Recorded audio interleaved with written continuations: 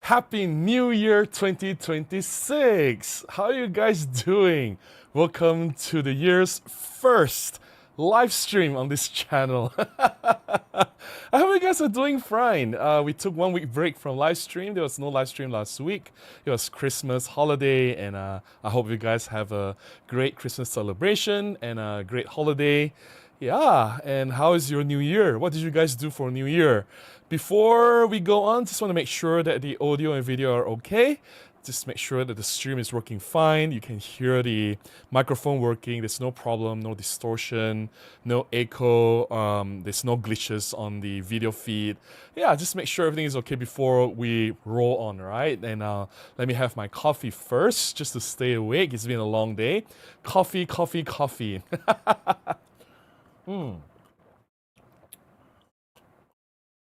We've got a few feedback already about the audio and video. Thank you so much, Jari Hukari, Vapagamuka, and yeah, this side to a screen. Thanks for letting me know that the audio and video are okay.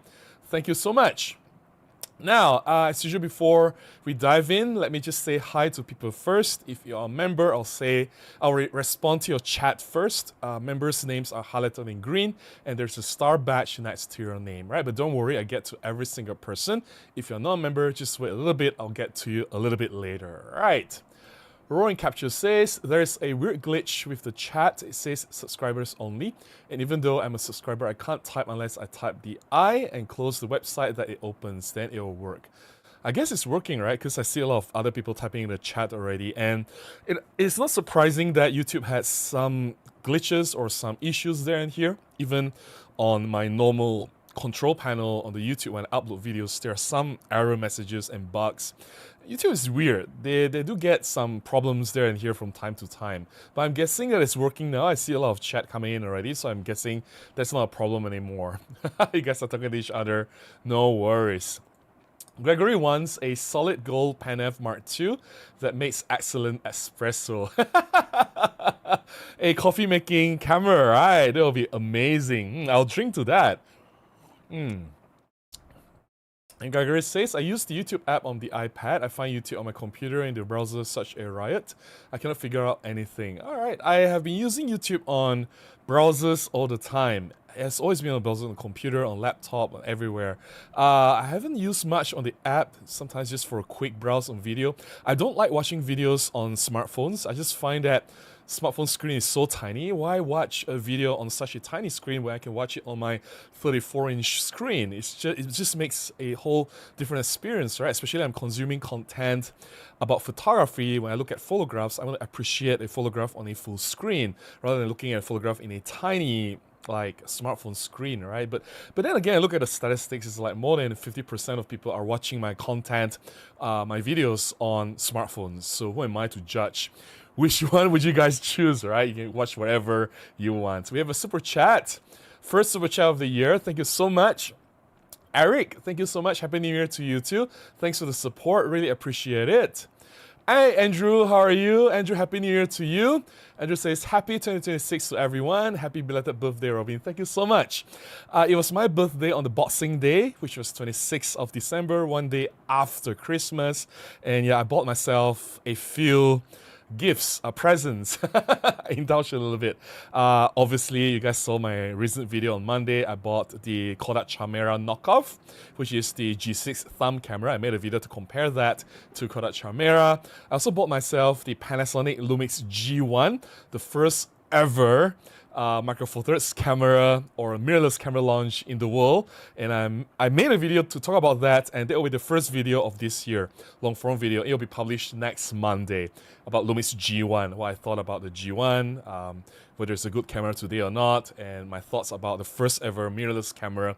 They'll be up on Monday. Yeah, I bought a few stuff. Some of the things will be revealed as time goes on, right?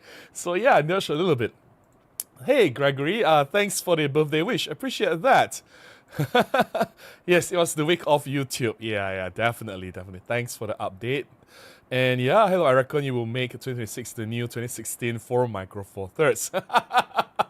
2016. Oh, yeah. But then again, 2016. Yeah, that was the peak of Micro Four Thirds, right? There was the launch of the EM1 Mark II, which is still my favorite camera today. I hope we can return to that era, and I hope OM System or Panasonic will be making a comeback in 2026. Definitely. I pipe into my TV when I eventually get out of bed to make coffee. Yeah, larger screen, right? TV makes sense. I can totally understand how people are consuming content or watching the YouTube videos on televisions. Viper Gamoka says, Happy New Year, Robin. Looking forward to more shuttle therapy this year. Happy New Year to you too, and I'm hoping that you get a healthy dose of shuttle therapy as well. Jerry says, audio and video okay. Thank you so much. Thanks for the update, Viper Gamuka. This set to your screen. Thank you so much for the update. Captain Webb says, a cheap €500 alternative to the Blackmagic Studio camera with uncompressed video and audio. Why would you want a Blackmagic Studio camera? I'm perfectly fine using the OM one. I think you guys have no complaints about my live stream quality, right? Like, in terms of video quality and audio, doesn't have any problem, right? The problem with Blackmagic though, the autofocus sucks.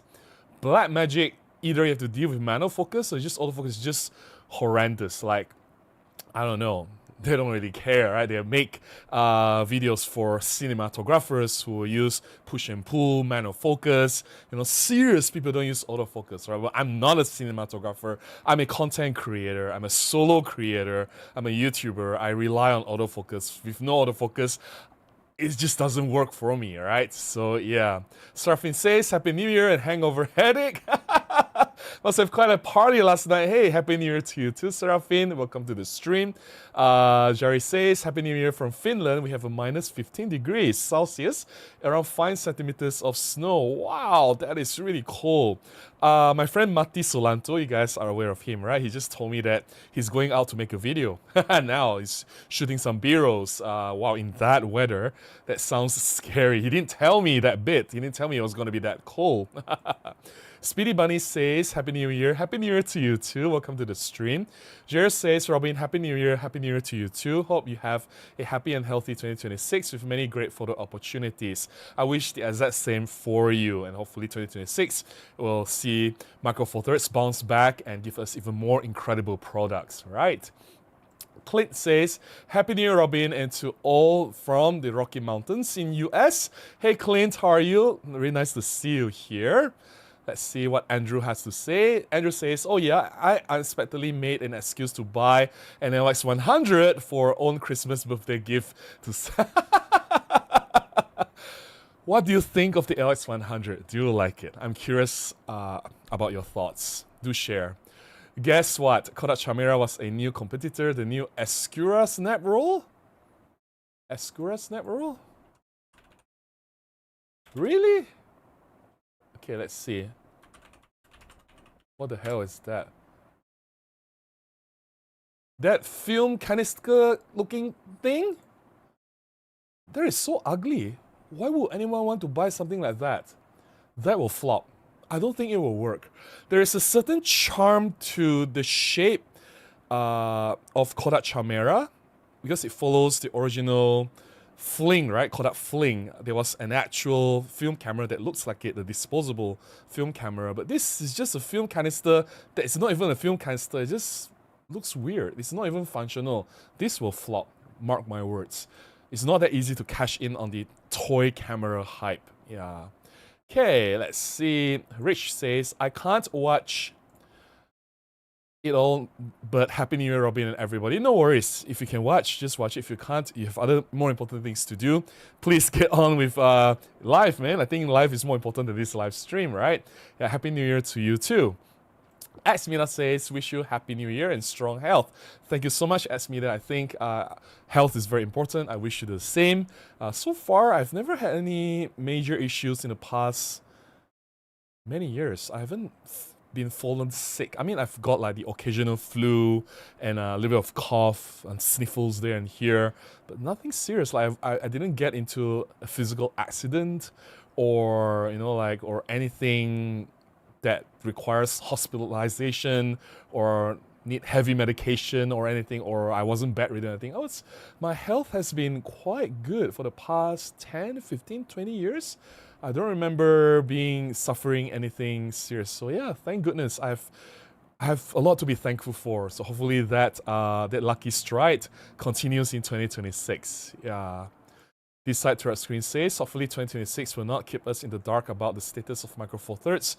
We need to have choices of cameras and sensors. The more the merrier. I totally agree with you. And hopefully Panasonic and OM Digital Solutions will take things more seriously, and then they'll look into the strategy and not muck around, don't play around, right? Like, especially Panasonic, they did nothing last year in 2025. So 2026, they should come back with really strong products and win back the customers, right? Rudolph says, Happy New Year, Robin. Greetings from Sweden. Hey, Rudolph, how are you? Nice to see you here. Happy New Year to you too. Hotgate says, Happy New Year from Greece. Hey, Hotgates, how are you? Happy New Year to you too. Jer says, my wish list will be for OM to be working hard to make the OM1 Mark III to be a true leap forward instead of an iteration on more of the same. Love what they have, but more innovation would be great. I think the Mark II was a mistake.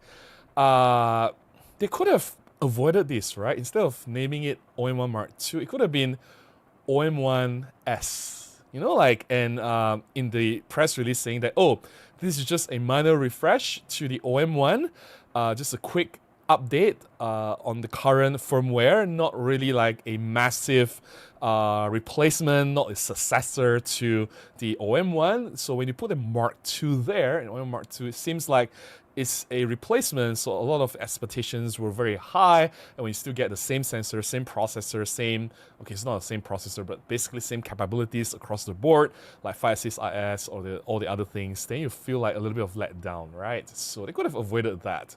Yeah, Andrew says, Micro Four Thirds 2026, wake up Panasonic, bring back GFG SGM.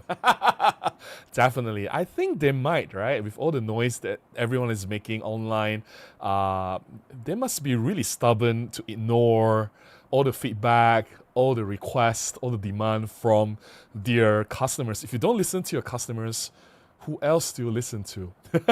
Like, seriously, right? And OM, please bring back the pen and EPL. Yeah, I'm not sure about EPL and pen. It seems like the OM3 is the answer that, okay, you guys want the pen, we give you something similar, but not quite like the Pen F. EPL seems like they don't really have a plan on making anything. I don't know. Maybe we'll get an EPL 11. Who knows? We'll see. Yeah. Roran Catcher says, I probably stuck my tool 300 times last year. Wow. Okay, that seems like a legit problem. DLX100 is pretty good. Been playing around for the last few years. Couldn't miss out a great deal with such pristine condition.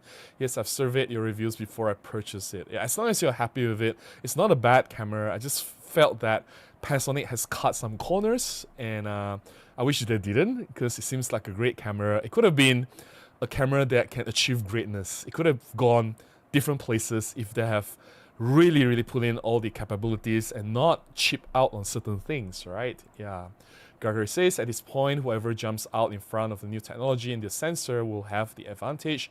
Come on, OM Digital Solutions. I totally agree. All right, I'm going to put a pause here. There are some updates and announcements that I want to make. This is the first live stream of the year, so thank you so much everyone for joining.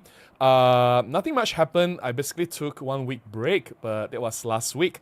Starting this week, everything has been full gear onward, right? I have been working extra hard. I've been making more videos. Even today, the first day of 2026, this morning I woke up really early. By 7 o'clock, I was in the city already making a new video, and I was out shooting, and and I came back in the afternoon, spent another 4 hours finishing the video just in time before dinner, and then after dinner I went on live stream. So everything has been on full speed ahead. I work really hard because I've been pumping more and more videos to keep in my buffer to be released.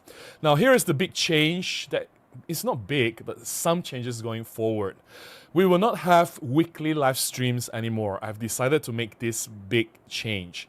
I've been doing weekly live streams for more than 2 years now, and it has been really fun. Don't get me wrong. I think the general crowd is telling me that, hey, you know, yeah, we enjoy the live stream, but maybe having it every single week is not the right way moving forward. And a live stream is also it's not easy finding new topics. I've been repeating topics, of course. I'm sure some of you guys have been noticing. This is also not the first time I talk about Micro Four Thirds wish list, or things we complain about Micro Four Thirds, or what we want Panasonic and OM system to be doing.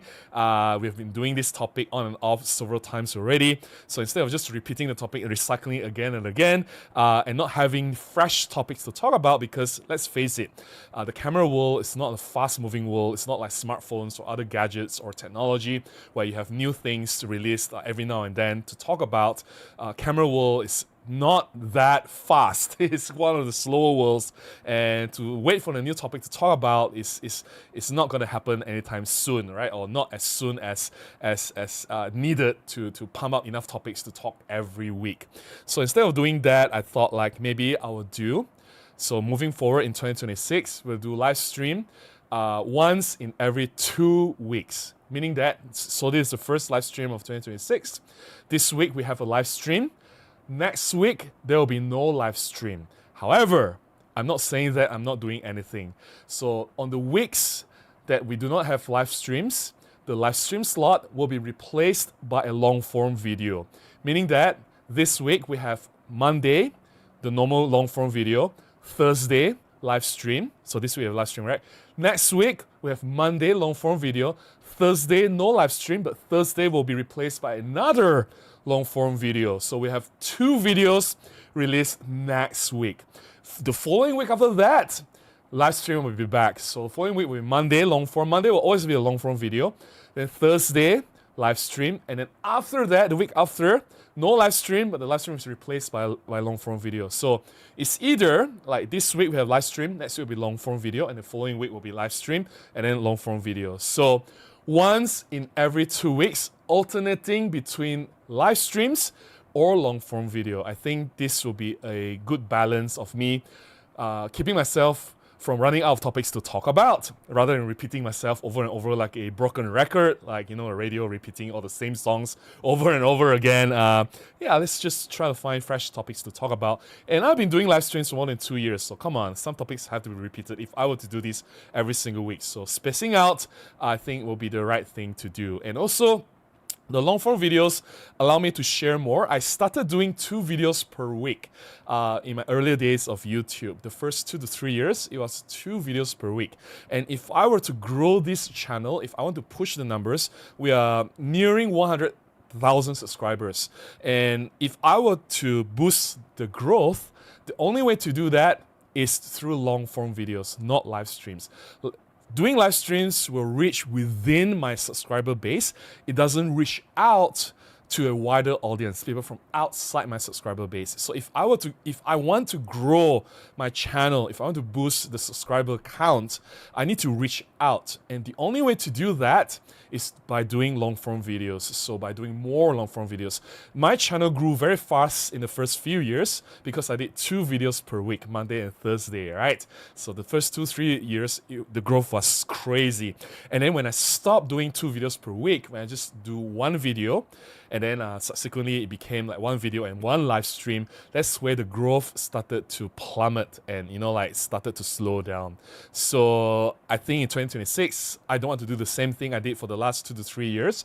Let's do things a little bit differently, because if you just stay the same, I'm just going to stay stagnant, nothing's going to change. So I thought I want to do something differently. I want to play this game a little bit more strategically. So I will do more long form videos moving forward, a little bit less live streams, but I'm still around. Still 1 live stream every 2 weeks. I think that's a healthy frequency. And of course, for members only, live streams once per month. For members only live stream, that is not going to change. It's just that it may happen in the week that I have no public live streams. So you guys don't have to like spend 2 subsequent days watching me.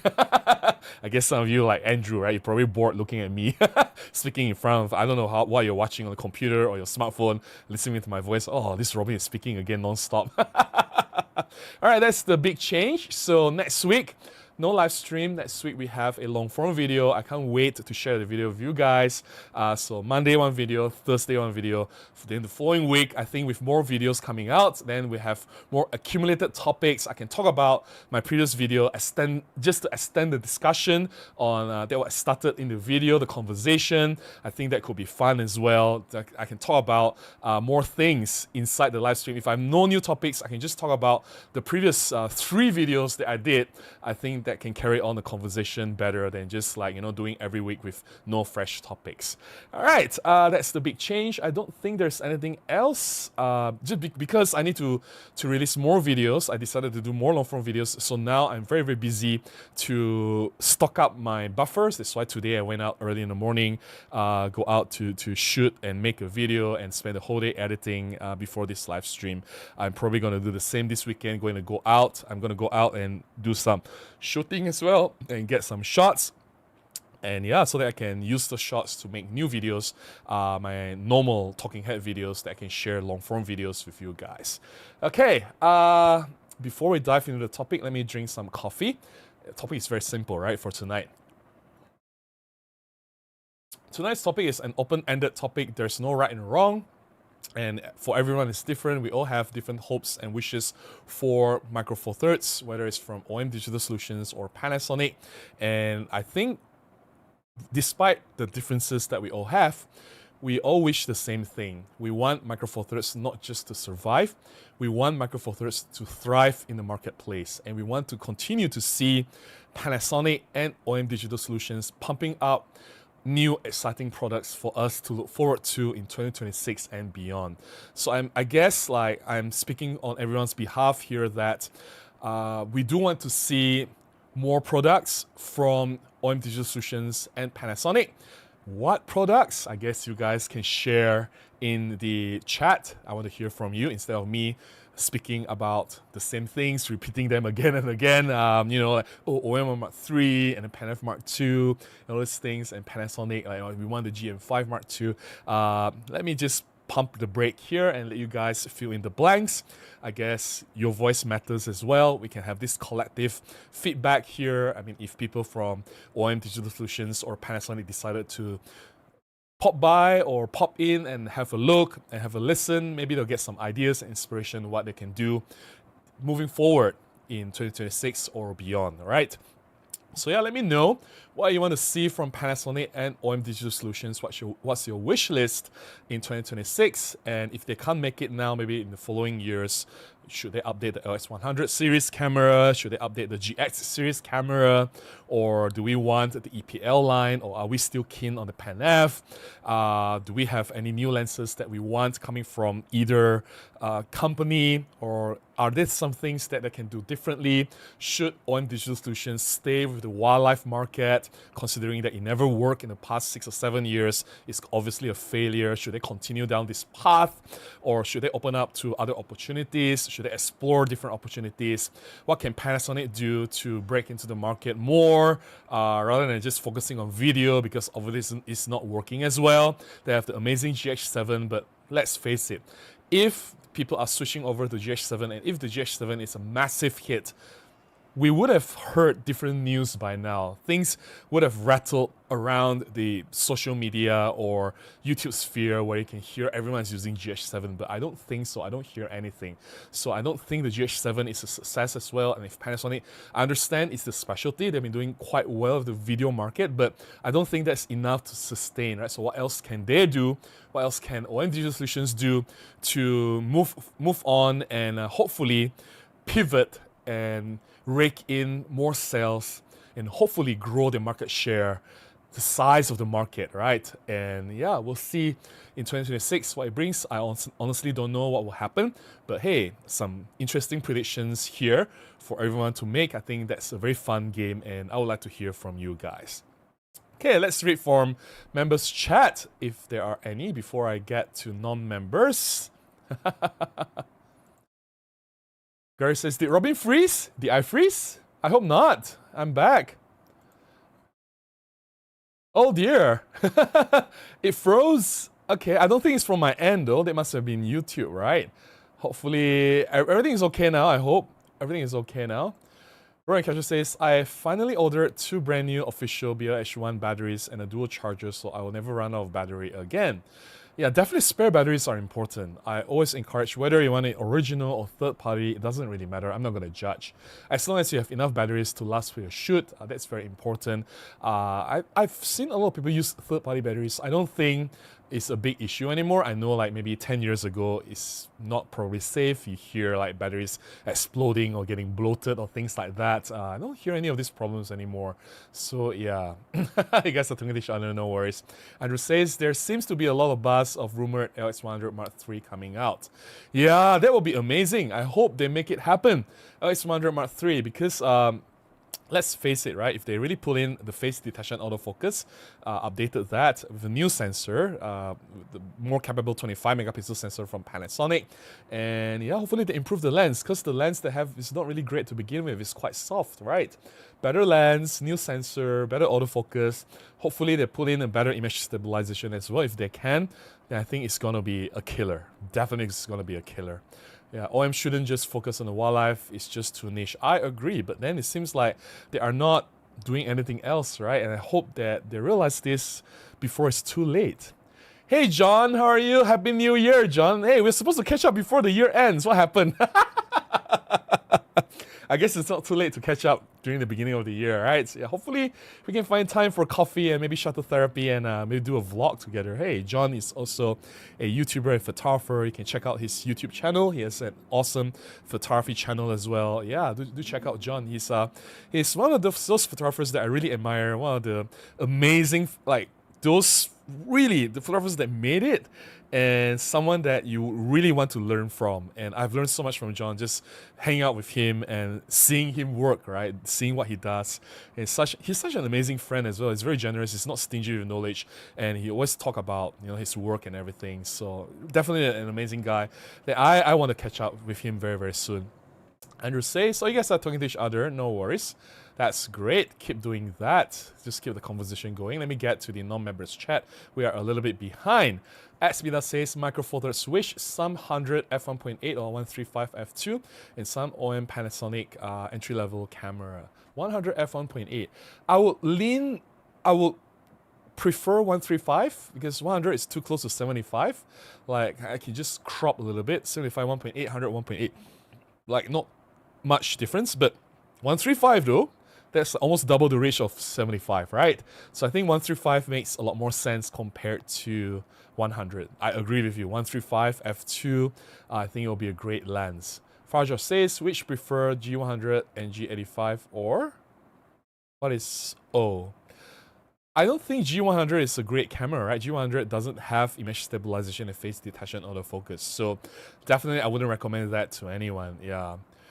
Aquila says, Happy New Year, Robin. Happy New Year to you too. Nice to see you here. Serafin says, watching you on a 75-inch TV, I'd like to see some of the Pro Lens silver for my OM3. 75-inch TV. I have seen my photographs on a 85-inch TV. 80-inch or 85-inch? That's when I did my photo sharing for the Ricoh GR4 recently. They rented a 85-inch TV. That was quite fun. I've never seen my own photograph, my portrait of myself on a 85-inch TV. That's a bit excessive. I'll trade in for the black 17 f1.2. I'm pretty happy with what they have now otherwise. So you want silver version of the lenses. I think instead of making color variations of the lenses, I know it's a wish list, so you can say anything that you want. Nothing wrong with that, Serafin. I think instead of using the resources to come up with color variations, why not give us new lenses? I think something that they don't have yet. And especially now, they are not exactly doing very well in the market. So anything to improve sales, to get more people to buy into Micro Four Thirds or get current Micro Four Thirds to buy more things, that will be the more urgent strategy moving forward, right? Yeah. Lenny the Land says, Hi Robin, Happy New Year and to you and all your viewers and subscribers. Hey Lenny, Happy New Year to you too. Nice to see you here. Mustafa says, my wish from Micro Four Thirds camera is huge discount, especially in OM3. The price will come down eventually, right? I guess sooner or later, it will definitely come down. Nico says, Happy New Year, Robin, everyone. Hey, Nico, Happy New Year to you too. Jerry says, I wish Pan EPL 8 Mark II with 20 megapixel sensor, perhaps a new light versatile. I don't think it'll be EPL 8 Mark II, right? There's EPL 9, EPL 10. So it's most likely going to be EPL 11. I don't think, why go back from 10 and 9? Why go back to EPL 8? It doesn't make any sense. Lenny says, Hi Robin, I hope 2026 will be the year of the 4/3 comeback and there will be a big OM and Panasonic advancements in the systems. I hope so as well. And Panasonic has been very quiet last year in 2025, so in 2026 I really hope that they'll make more noise, and I think it's time for them to really try the best to win back the customers, right? And to convince us that hey, they are still in the game, they're serious about Micro Four Thirds, and they can still make awesome products. That's what we want from Panasonic. There have been all these years, they've been releasing so many amazing products, right? Like the GM1, GM5, GS series cameras, even the G9 and GH series. Although I'll complain that those cameras are too large and too expensive and too heavy, but still, they are great products. I'm not saying that they are bad products. I'm just saying I prefer them a little bit differently, but I still respect Panasonic. I admire the contributions to the photography community. And in my coming video on Monday, we'll talk about the G1. It was Panasonic who started the mirrorless revolution. It was Panasonic that pushed the mirrorless innovation forward, and then everyone else copied Panasonic, right? They were the first, together with Olympus, of course, in 2008, 2009. They pioneered the mirrorless technology, and they were very daring, and I really respected them for doing that. You know, without them, we wouldn't have all this amazing mirrorless technology today. So yeah, Nico says, I wish the OM to give a firmware update for the EM5 Mark III with the new menus. I mean, it's going to happen, but I can still wish for it. I think EM5 Mark III is fine. I have no problem with the old menu. Like, when I'm using the old cameras, I prefer to use the old menu. And even now, like, because I'm using EM1 Mark II together with the OM1. And I'm not saying that the EM1 Mark II's menu is better than the OM1. No, I mean, there's no such thing as better or worse. Because I've been using the EM1 Mark II since forever, right? And the menu stayed the same since day one, since 2008. If you use the EP1, EP2, 2009, 2010, until now, the menu structure is exactly the same. So, and even before that, during the 4/3 time, Olympus E5, E520, you know, E3, all these cameras, the 4/3 DSLR Olympus cameras, the menu structure is exactly the same. So I've been using all these menu systems since the 4/3 era. So I've been using this for like 20 years or more. I'm so familiar with it, and I'm just more efficient navigating through the old menu. So I don't really care about the new menu. I look at it, it's harder for me to find where the settings are, and no matter how I try, I've been using the OM1 a lot recently to do macro, to do my personal shoots and things. I don't use it for my jobs, but the more I use it, the more frustrated I get on the menu. I just cannot wrap my head around the new menu. It's just so complicated, like moving left and right and up and down and the old one I can just move because I know where everything is. All the menu is already imprinted in my brain. I can just move around all the settings very quickly, and even without thinking too much. Like, oh, I want this live view boost, I know where it is. The noise reduction, I know exactly where it is. So live composite, I know where to find the settings. Whereas in the new menu, it's like, oh, where is the live composite again? I'm like, oh, it's just troublesome. It's hard to relearn, right? That's the problem. If you are not used to the old menu yet, it's not in your brain, you know, ingrained yet, then I guess the new menu makes more sense. Hotgate says, so I'd rather have Micro Four Thirds than full frame. Of course. Are you new? You must be new, right? So you haven't been to this channel before, and yeah, then where have you been all this time? Xmina says, yes, demand is one part, but it takes 3 to 4 years to develop new camera and put it into production. Only refresh like OM5, OM5 Mark II takes less time.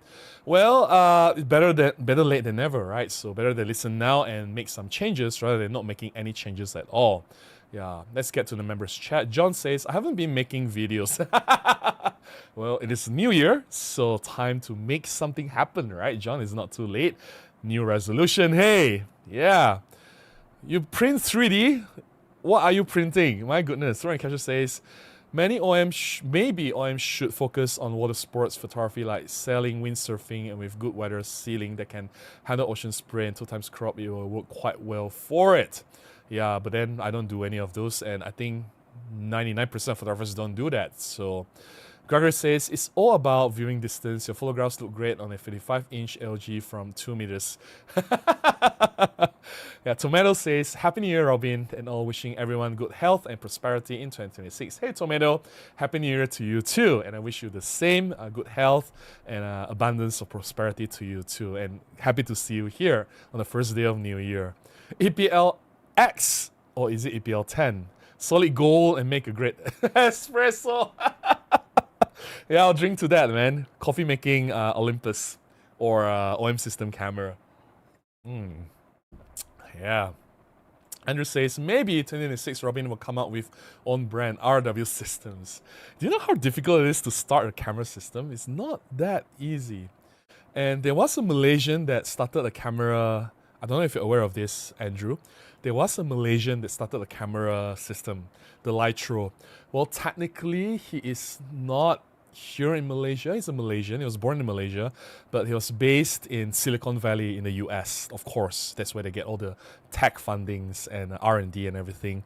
And they started Lytro. It didn't last long. They only had 2 cameras, right? The first and the second one, and then they sold off the company to someone else. It was quite promising though, Lytro camera. It could have gone very differently if they have stayed on the path and really push innovations and everything, but they never got too serious and maybe not enough funding or the technology didn't move fast enough. But it was a Malaysian who started a new camera system, which was really amazing. Econ says, yep, he froze for a moment on my end. I guess it was just a moment, right? Yeah, he's back. Okay, he's back and doing good. All right. Econ says, Happy New Year, Robin and Chad. Hey, Econ, Happy New Year to you too. Good to see you here. Hey, Woofy! How are you? Happy New Year to you too, Woofy. CJK says, Happy New Year to you. Happy New Year to you too, CJK. Woofy says, damn it, YouTube failed to notify me again about the live stream. No worries, no worries. You're here. That's all that matters, right? Woofy, you're here, and I'm very happy for that. Fajar says, I wish third-party lens factories like Vutrot, 7 Artisan, TT Artisan, and other have interest to produce Micro Four Thirds lenses like the Spirit to produce email and Z. No, they will not do it unless Micro Four Thirds start to sell more cameras. So it is not their fault. It is not Vutrot, 7 Artisan, TT Artisan's fault for not making lenses. If they look at the market feasibility study, it's just not enough people buying the cameras. If there are not enough users, then how are they going to sell the lenses if no one is using Micro Four Thirds, right? Or if not enough people use Micro Four Thirds. So in order for them to come in, it's a chicken and egg situation, right?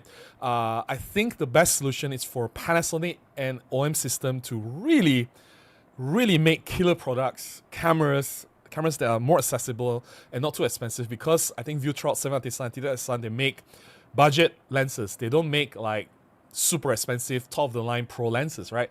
They make budget lenses. And OM System and Panasonic, they have not been making for all the gear and stuff, which I think Off the Offer should get a 3D printer in 2026. For all the gear and stuff, which I think Off the Offer should get a 3D printer in 2026. Okay, what kind of thing do you print? What? Storage. I just chuck all my cameras and lenses in dry box.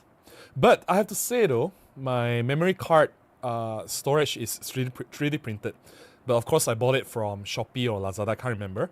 So this box, let's see all my memory cards in here. Yeah, this is 3D printed. Yeah. So yeah. Pretty cool. I have another one. This one is pretty empty. This one has slots for like micro SD cards. I don't have that many cards. You'll be surprised though, like today I went out to do video. I used 4 devices. All 4 devices need cards. I came home, I needed to transfer 4 cards, right? The action camera, the DJI Pocket 3, the camera itself has a memory card. And yeah, because I use 2 cameras, so 2 different cards in 2 different cameras, so I have 4 cards to transfer. Crazy. And one, because the camera, one of the cameras I failed the card, so I have to use another card. So I came up with 5 cards. Like crazy these days. So many different devices. Rowan Capture says, I'm sure someone would be able to turn an EM1 battery grip into a pod machine. Okay. Hungover viewers. Okay. Oh, really? Are you guys hearing anything? Okay. Is there any problem on YouTube? I hope not. Right. So far, I hope everything is okay. Let's get to the non-members chat. Happy New Year, Wolfie! Yeah, past, present, and future. Anthony says, wishlist for this year. Panasonic style camera for the street photographer. That's where they're sealed. And a new sensor introduced. Panasonic. I don't know if they are going to go back to that because they didn't really... It wasn't a success. It can be considered a failure in the beginning. Who would have known that it will gain a cult status, right? But then again, the later cult status means nothing if they can't recover their original investment. I'm sure they spent a lot of money R&D to make that Panasonic because it's a drastically different camera from all the other OMD camera molds, right? So yeah, new sensor. Definitely, we need a new sensor already. Yeah. Econ says, at least YouTube is consistent. Jerry says, well, on second thought, I wish OM10 camera with black and sand beige body, of course. OM10 definitely. Then, like, if we want Vutrot, 7 Artisans, and TT Artisans to produce lenses for Micro Four Thirds, they need to sell low-level, cheaper cameras like the OM10 or Pan EPL line cameras, right? That's from OM system, and then Panasonic, the GF or the GS series cameras. These are the cameras that will rake in more sales, and then with more people owning Micro Four Thirds camera, let's say that the market share raises to 10%, then I think it's more viable for all these third-party manufacturers to start producing lenses for Micro Four Thirds, right? Yeah.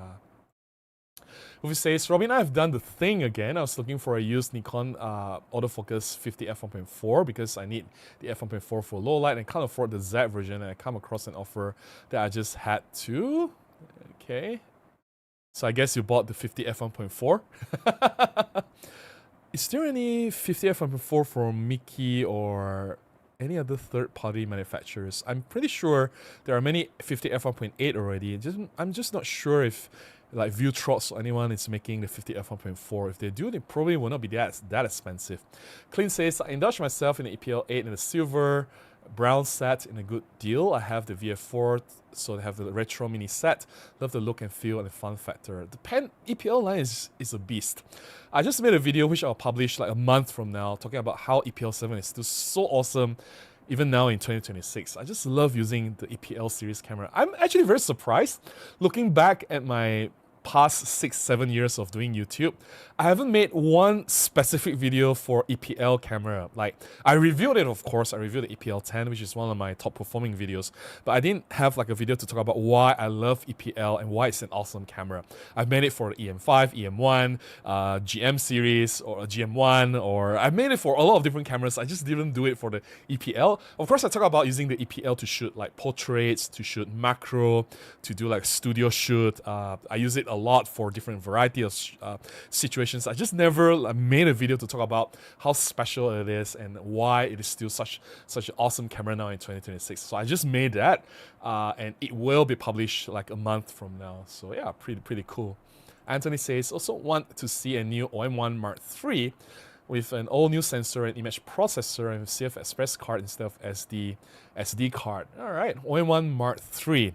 I think it's time for them to come up with a flagship replacement and definitely a successor to the OM1. I don't think the OM1 Mark II is really considered a replacement for the OM1 original. The Mark II is just a slight refresh. So yeah, it should be like a proper successor with massive upgrades, right? New sensor and a new technology and improved performance, especially autofocus, right? Definitely, I'm with you there, Anthony. Wolfie says, I found a used Panasonic GS7 silver with 1442 for just £150. That is cheap. How much did I buy my GS7 for? Those oh my, I spent like $250, $300 for it, but I sold it off already. And I just had to, the GS7 is my favorite Micro Four Thirds of all time. I bought it and it should come home tomorrow. Yeah, it was one of the camera that I really tried to love. I had it for like half a year. I really tried to love it, but I just don't. It's so hard to love, like the handling is just wrong. It doesn't fit my finger right. The image stabilization is almost non-existent. The screen doesn't really tilt very well. The electronic viewfinder is a disaster. I don't know. I really try to love it. And it's very awkward for the electronic viewfinder to be at the side. I know a lot of people prefer it that way so that their nose don't touch the screen, blah, blah, blah. I just prefer the viewfinder to be in the middle. I'm that kind of person. But all these things are personal, right? Like if you prefer the GS7, if you love it, then of course, go for it. I have to set a weekly reminder in my Google Calendar or I forgot. Nah, the live stream is not a big deal, no worries. Econ says, I cut back on video output and YouTube cut back on promoting my channel even after I started releasing more and more often. Hope you don't have the same luck. Nah. My channel is doing fine. I'm not complaining. It's just that, yeah, there's always a trade-off, right? I can't make 2 videos per week now. It's just not sustainable anymore because I do have jobs. A lot of people don't realize that I am a photographer. I have clients, and I need to spend time going out to network and find jobs and do jobs, right? And in between that, whatever free time I have, I make YouTube videos. And because in my earlier years, the first few years of doing YouTube, I was not that busy. There was those COVID years, right? So I can make 2 videos per week, no problem. But as my photography business started to return to normal, I get more and more shoots, I just couldn't make 2 videos per week anymore. It's just that now I feel that it's time to do a little bit more change. I do want the channel to grow a little bit, and the only way to do that is to publish more long-form videos. I thought, okay, if I can't make 2 videos per week, or if I can't make 8 videos per month, maybe I can make like 6 videos per month, and let's see where that goes. And let's see if that's sustainable. How do I feel about this few months down the line? If it's too much work, if I find myself not having enough time, I can't catch up with my video production, then I will make changes and adjust as I go along. But for now, I think I'm quite comfortable with the new plan, like extra 2 videos every month, and it'll be alternating between the new video, the extra video, or the live stream. And cutting back on live stream is also good because like now we have only 61 people watching. Normally by now we'll have like 200 people or at least 150 people watching during the old times, like 2 years ago when I started doing live stream, right? Now it's only 61 and we have lost more than 50% of the crowd. Like where did they go? Obviously people are not really interested in watching me doing live streams anymore, and I should, as a smart person reading into all this data, I should be able to understand what these statistics are telling me and take advantage of this information, right? Because information is useful and it's only going to be beneficial if I do something with the information. Or if just look at the information and do nothing, then nothing changes, right? So one way to do that is to cut back on live streams because, hey, if I get like 150, 200 people watching now, I will do live streams every week. No joke, right? That was the original number. 150, 200 concurrent viewers. Now I only get like 54 people watching. So that is telling me something. So something has to change. So instead of doing live stream, why not substitute with long form video? I think that's doable, right? Yeah. Pentagram says, hi Robin, all the best in 2026 when it comes to topic.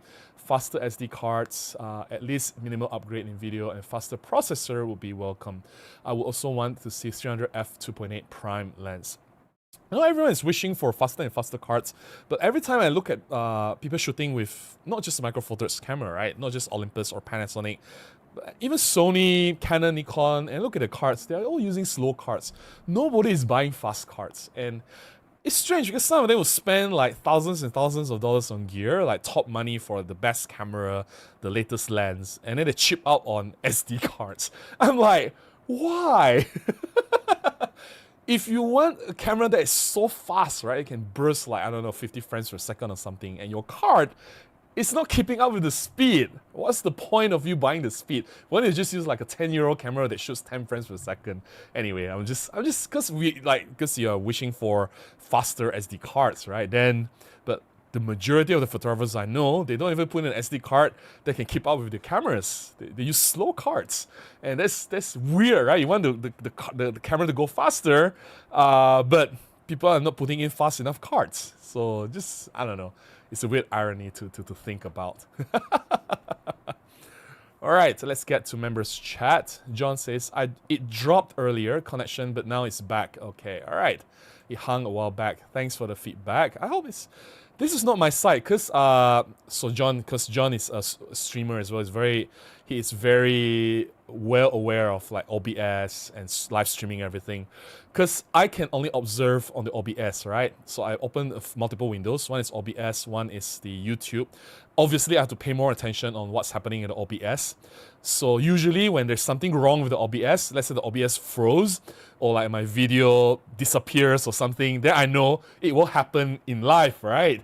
But this time, the OBS is completely smooth, 100% smooth, no problem. So whatever happens is on the YouTube side of things, because from OBS pumping out, everything is working 100% fine. So this is beyond my control already. Like, there's nothing on my hardware end, or my cable, or software, or my settings that I can change. I think this is happening on the YouTube side of things, yeah. Andrew says, if a new camera in 2026 will make an espresso, it better do my So he became a like personal accountant, yeah? Tomato says, oh, so strange. I just experienced that bug. Couldn't type for a bit because chat was subscriber only. All good now. Thought there was a connection drop out momentarily. So I guess it's all across now, right? So more than one person reported about the subscriber only problems. So yeah. Roy Casher says, I would like to get an Insta360 Go 3S this year. The necklace mount will be perfect for first person behind the scene. That's perfect. Go for it. I think it'll open up a different way of you to capture your POV video, right? And it's because it's on your neck, then you have both hands free. You can do everything running around, so it's free. The only problem though is that while it's on your neck, it's not always front facing. And sometimes, like let's say I see something, let's say now I put it the Insta360 here, right? But I'm not always shooting straight on. Sometimes I'm shooting up. I look, hey, there's something on the tree, I look up. And I forgot to tilt the camera up, so I'm looking what's in front of me. So things that's happening up there is completely missed. Or I can be shooting on the left or on the right. You see, it's like, oh, there's something happening there. Because street photography, anything can happen. Like someone's gonna jump from the truck. So I just go there, click, right? But I assume that the whatever that I mounted on my chest or the necklace will capture everything. But no, it's capturing in front. Or even worse, if it did capture whatever that that's in front of me, it's like all the way at the edge, which is like so bad, right? It's totally out of composition. So anyway, like just be aware of that. It only works if you keep whatever you shoot straight on at front. You don't go too far to the left, too far to the right, or all the way up. Yeah, that's one of the things that I experienced before. Gregor says, I have an EPL 8 sitting here for my daughter. I just took it out and took a few shots. Nice, beautiful little camera. Yeah, EPL is so amazing, so amazing. I love my EPL 7. Ryan says, and I should be able to launch my car photography business this year. I just need to learn to keep style consistency at the moment. Well, all the best to the new business, car photography. Sounds like a fun adventure. And yeah, I think 2026 will be an exciting year for you. Wishing you all the best. And I think you will do really well. Tomato says, I look forward to this new format, but I will miss weekly copy time with Robin. No worries. And well, you still get to see me 3 out of 4 weeks, because one of the missing weeks will be members only live streams. So instead of seeing me every week, you just miss 1 week. So yeah. Well, members only, right? Last time I always do like members only is 1 day after the normal live streams, the public. So now instead of doing that back to back, I'll do members only live stream during the week where I'm not doing any public live streams. Sounds better, right? So it's more spaced out. I think it makes more sense that way. Yeah. So in a way, you don't miss me that much, just 1 week only. Gary says, do live streams hurt you with algorithm? No.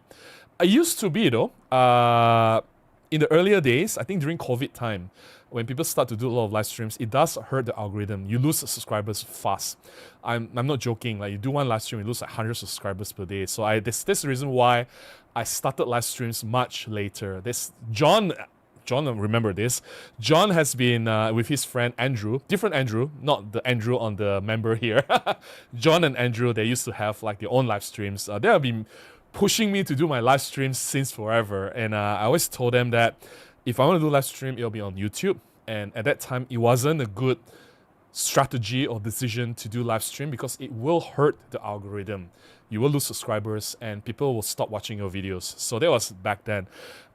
it stopped happening. The algorithm was fixed when they moved the live stream from the normal video feed to its own category. So now if you go to the YouTube homepage, there is like the videos, shorts, live stream. So the live stream is not on the main feed. So once you move it away on its separate feed, that's fine. And that's where they fix the algorithm and people can choose to watch or not watch and not be affected by live stream anymore. So yeah.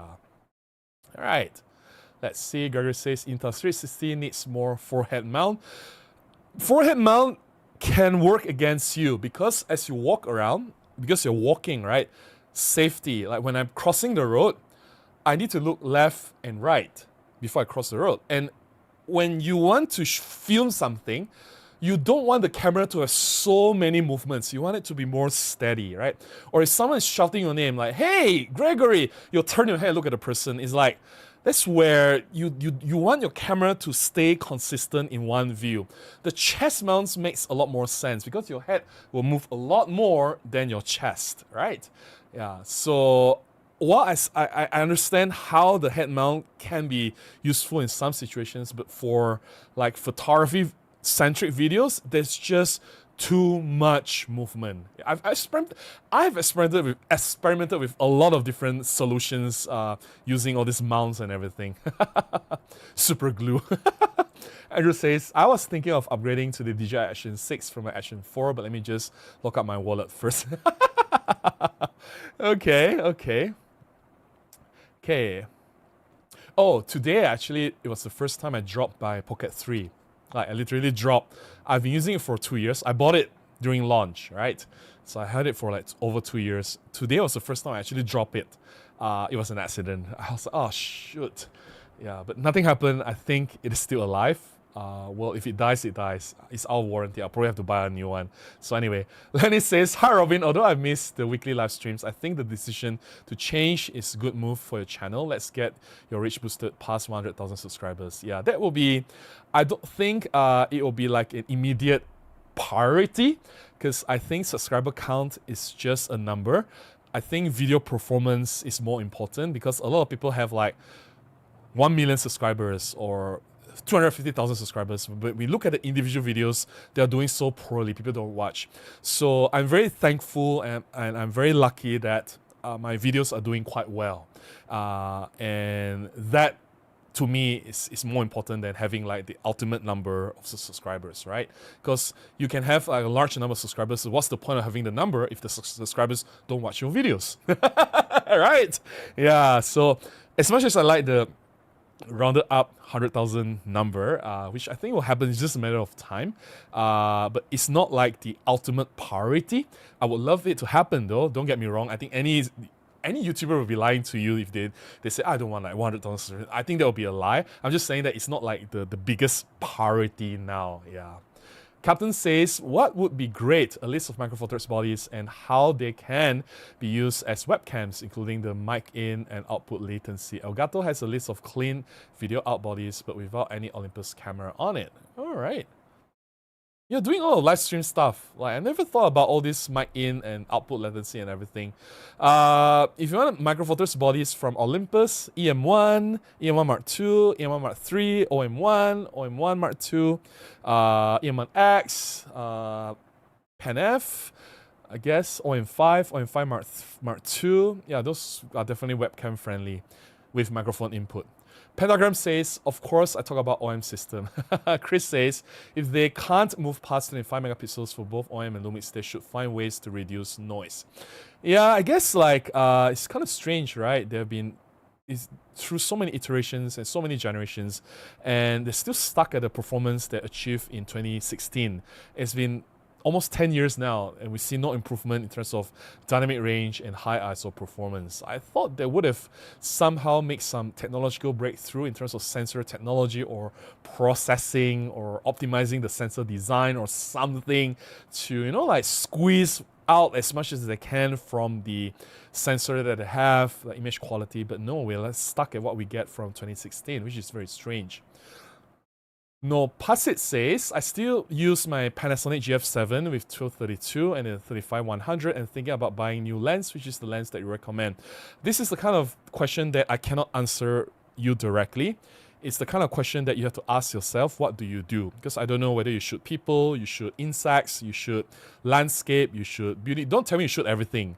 That doesn't help, right? So every lens out there, especially you're moving away from kit lens or zoom lenses, they are specific lenses for specific purposes. Let's say you want to shoot concert or stage photography. You need long lens, so maybe 40 to 150, 75 to 300, right? Let's say you want to shoot sports. Long lens again, 100 to 400, there'll be a lens for you. Let's say you want to do macro photography, inside macro. There you go, macro lens, right? Let's say you want to do landscape, you want to capture the sunrise, sunset, sweeping panorama, maybe 714, 818 or 825, the wide angle lens will be suitable for you.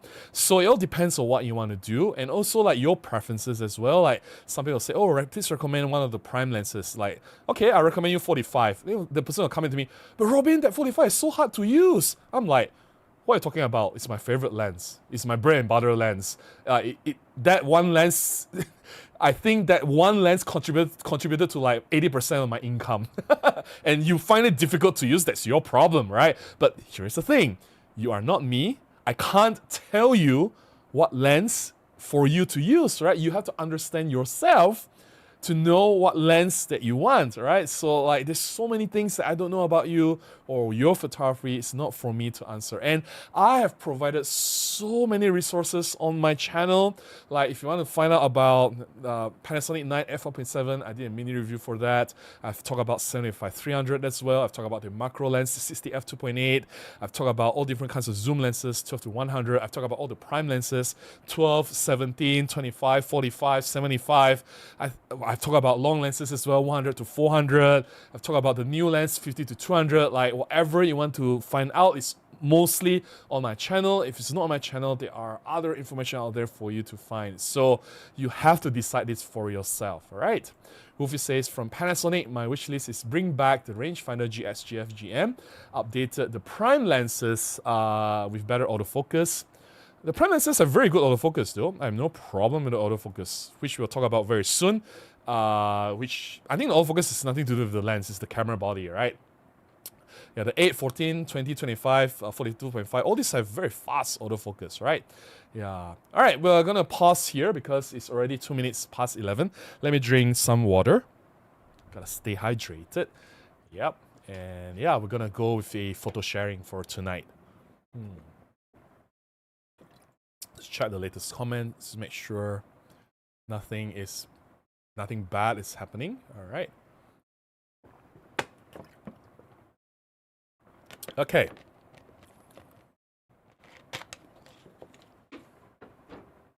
Two weeks ago, I think, it was 2 weeks ago, I did a job for Kuala Lumpur Performing Arts Centre. It was a 3 days event, so I was shooting Friday, Saturday, Sunday. Almost a full day shoot, so it was very tiring. First day was especially tiring because I don't know what's happening and there are many things happening at different locations, so I was running around.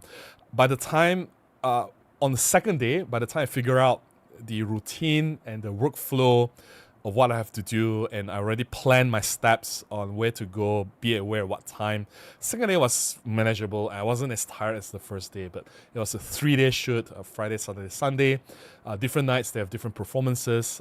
So I've shot like thousands. I came back like with 10,000 shots per day, right? I filled multiple SD cards, and it's like I have to shoot the workshop together with this show. The show is called Tekka. It's the first show in Kuala Lumpur Performing Arts Centre. It's a celebration or the festival for audio visual kind of thing. So there's like a projection on the screen and they have like music playing. So there's like synchronization of the music and the projection on screen. It's a very modern kind of thing. I don't really understand it, but I enjoy it. While shooting it, I enjoy some music and visuals. So it was a very challenging shoot, and I made a video to talk about this shoot specifically, and this video will be published on the second week of the new year. So it will be 2 weeks from now. So next week will be G1, so this will be 2 weeks from now. But you guys will see these photographs first here because I want to talk about them. But in that video, I was talking about something else. This shoot reminded me, because this was one of my second last shoot of the year, 2026. I have another shoot after that, a small job. I'll just consider it one of my last jobs of 2026. But being one of the last jobs of 2026, it reminded me of why I still love Micro Four Thirds, why I'm staying with Micro Four Thirds, and that's why I made the video, which will be 2 weeks from now. It will be about why I'm staying with Micro Four Thirds in 2026. It's because of this job, the one that I'm showing you now, the photographs, this job, it reminded me of that. So we're going to talk a bit about that. Okay, let's go to the photo sharing. Where are we? The scene. Okay. So this is in Pentas 2. Pentas is stage. It's not the largest stage. The largest one is Pentas 1. So this is the second largest stage, which they can configure to different kind of settings and arrangements, right? So here we have like the audience space. It's freestanding and together with the stage. Let me open up. You can't see this, but I want to open up the as if data so I can tell you what's. I know this was ISO 200.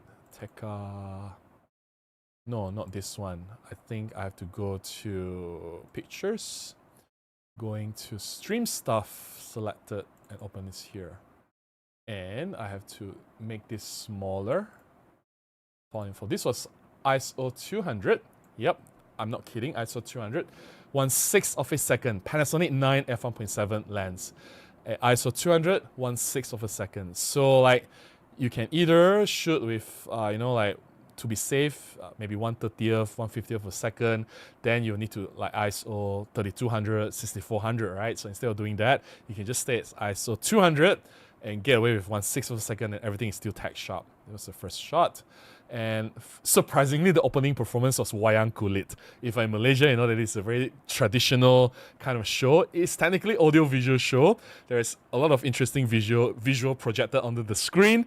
That's the person behind the screen. You can see the projector with the light is backlit, so he casts a shadow to tell a story.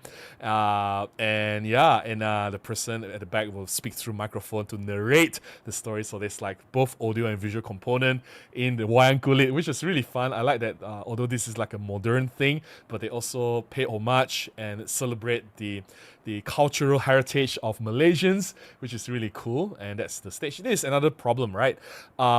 Here they actually turn off most of the lights, so it's very, very dark. And not only that, there's a dynamic range problem as well. So this was ISO 1000 at almost 1 second. I think it's 1 second, ISO 1000. 9mm f1.7. Yeah.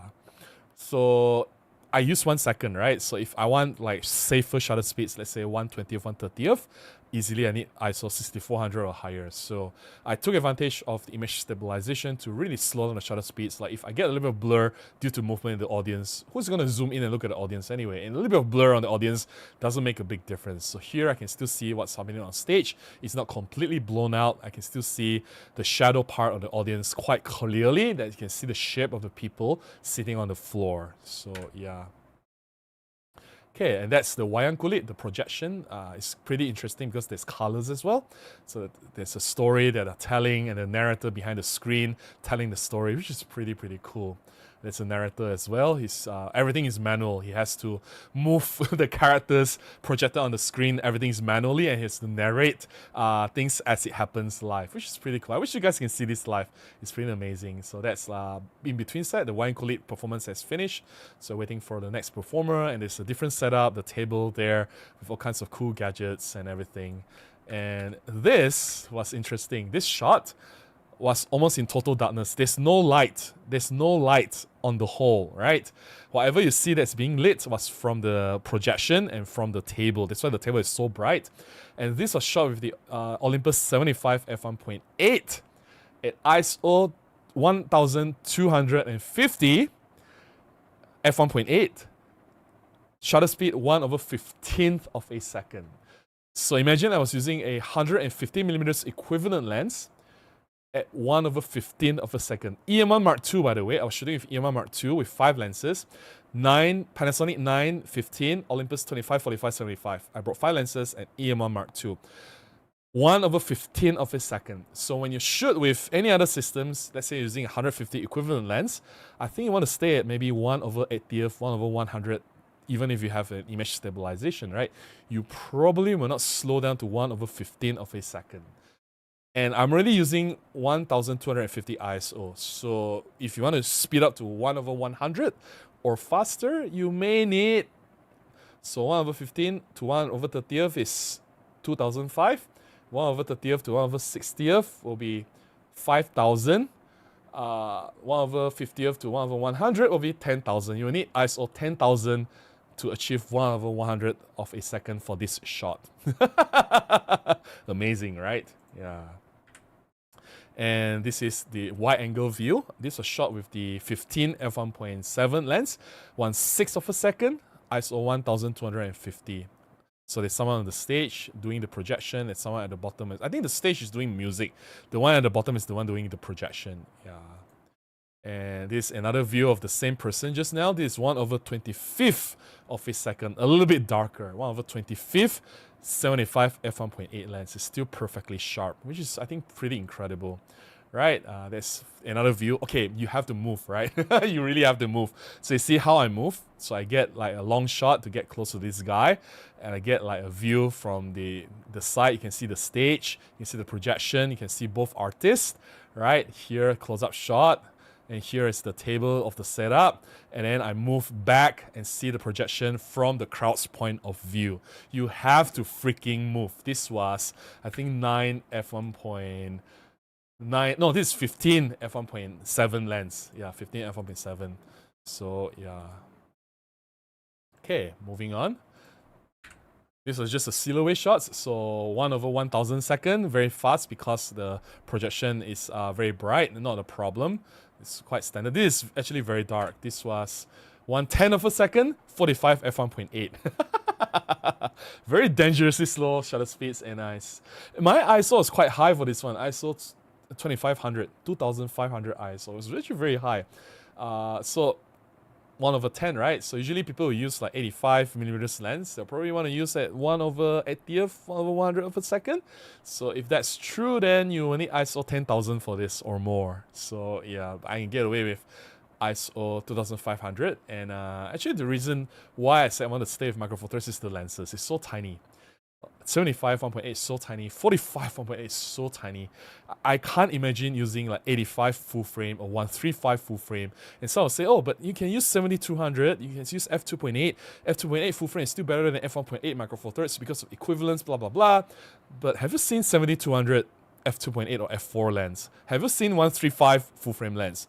Those lenses are gigantic compared to the 75 1.8 and 45 1.8, right? So yeah, so that's why using those small lenses, I can run around, I can go everywhere, I can carry a small bag.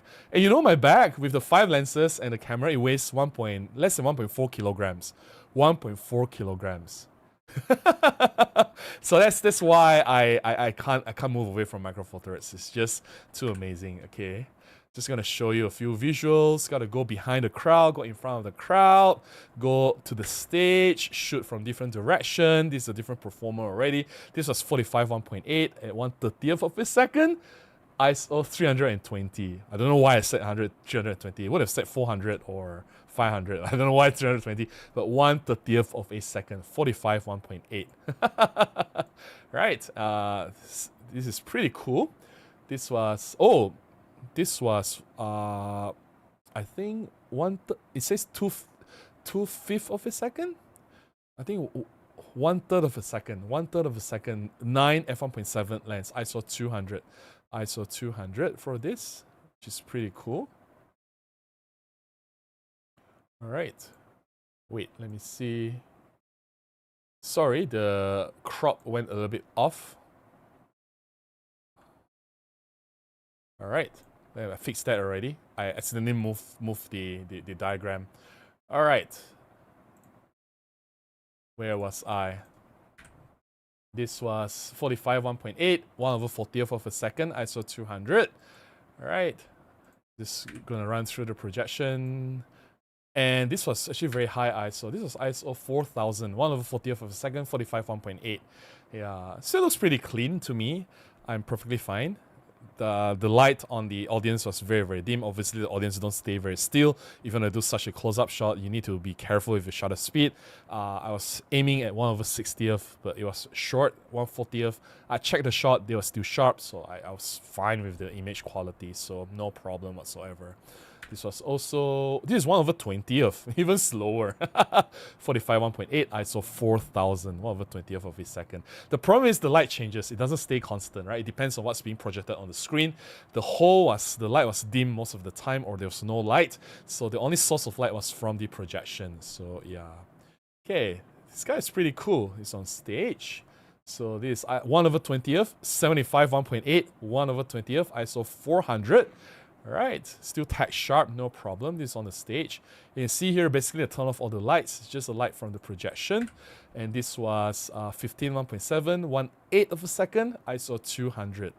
Yeah, that's how I get clean results. Going really low ISO 200, 400, as low as possible using slow shutter speeds. Like, come on, who cares if the audience are blurred in this kind of shot? Who cares? And my client's brief was very, very clear. They wanted to see the projection clearly. The projection is very important. Also, your shutter speeds cannot be too fast. If your shutter speed is too fast, you cannot capture all the pixels on the projection. There will be some missing pixels, right? Because that's an LED projection. So you cannot be too fast as well. So yeah, look at that. Yeah. This ISO 200, 1/15 of a second, 75, 1.8, 75, 1.8 at 1/15 of a second. With ISO 200. This one I think is faster because it's brighter. 1/30th of a second, 75 1.8. Right, this I think it's 45 1.8 at 1/100th of a second, ISO 200. Right, same guy, different projection. 1/6 of a second, 75 1.8, 1/6 of a second, ISO 200. Yeah, try that with another system. This audience 9 f1.7. 1/3 of a second, ISO 200, right? All right, let's see. Different projection. 75 1.8. All right. Let's stop here. We'll go part 2 later. I'm going to go to the chat because we're a little bit behind already. This was 25 f1.8, 1/30th of a second, ISO 200. So I hope you guys enjoy the images that I've shared. We will continue this part 2. There's more things to share. All right. Let's get back to the chat. Let me drink more water. I'm going to stay hydrated and then some coffee. What do you guys think of the images? They're also actually a very challenging shoot, right? If you don't lower down your shutter speeds to like, 1/5 of a second, 1/20th of a second, even use a very long lens, even stay at 1/100, 1/200, easily you're using like ISO 12,800, 25,600 all the time. So the only way I prevented from using those numbers is I slow down my shutter speeds deliberately. And I can do that with EM1 Mark II confidently. Oh. Some of you were wondering, just going to go back a little bit, why did I not use OM1 for these shots? OM1 will fail to focus. All these shots, chances of OM1 failing is very, very high. I've been shooting Calpac for so long. I brought OM1 many, many times. It will fail. I'm talking about 70-80% chance of failing to grab shots, focus on any of these photographs. Maybe not this one. This one will still be fine because there's enough contrast. This one will fail. This one will fail. OM1 will fail on this one. Will fail on this one. Will fail on this one. This one's still okay. OM1. This one will fail. This one's still okay. This one will fail. Will fail. This one maybe. Very hard to say. Maybe. This one will fail. So the reason why I don't use OM1 is because it will fail like 70-80% of the time. I've used OM1 so many times. I'm so scared of using the OM1's autofocus here. Low contrast situation, there's a very high chance of it failing. All right, let's get back to the chat. Let's see if any members chat first. Andrew says, the prices for Pocket 3 is dropping like crazy. Probably an indication Pocket 4 is coming up. Not surprising, right? It's been 2 years. It's been 2 years. And I think it's a great camera. It's not like the best thing ever. I think it's a good solution for easy run and gun, like one small device to do a lot of things. But I still feel there are many shortcomings using the Pocket 3. Like every time I did a video with Pocket 3, I finish it, I render the video, and I compare with the video that I did with my Olympus camera, EM1 Mark II, the difference in quality is so huge. The sharpness, the details, the rendering, the depth, even the colors and everything. Whatever I get from the Olympus is just so much better. It's like, I'm not even saying like a small difference. There's a massive difference. So when people tell me like, oh Robin, like 1-inch sensor and micro four thirds sensor is like no difference, right? Like, you know, a 1-inch sensor is already so good, blah blah blah. Like, no. Like, seriously, I can see the massive difference between what I can get from my micro four thirds setup versus the Pocket 3, which is 1-inch, right? Roy Catcher says, I'll probably post my EMA Mark II review late January since I got it around late July. So it's been about 6 months. My bank account still hasn't recovered from the EM1 though. No worries, no worries. I think EMA Mark II, I love it. Whatever you saw in the photographs earlier, they were all shot with EMA Mark II.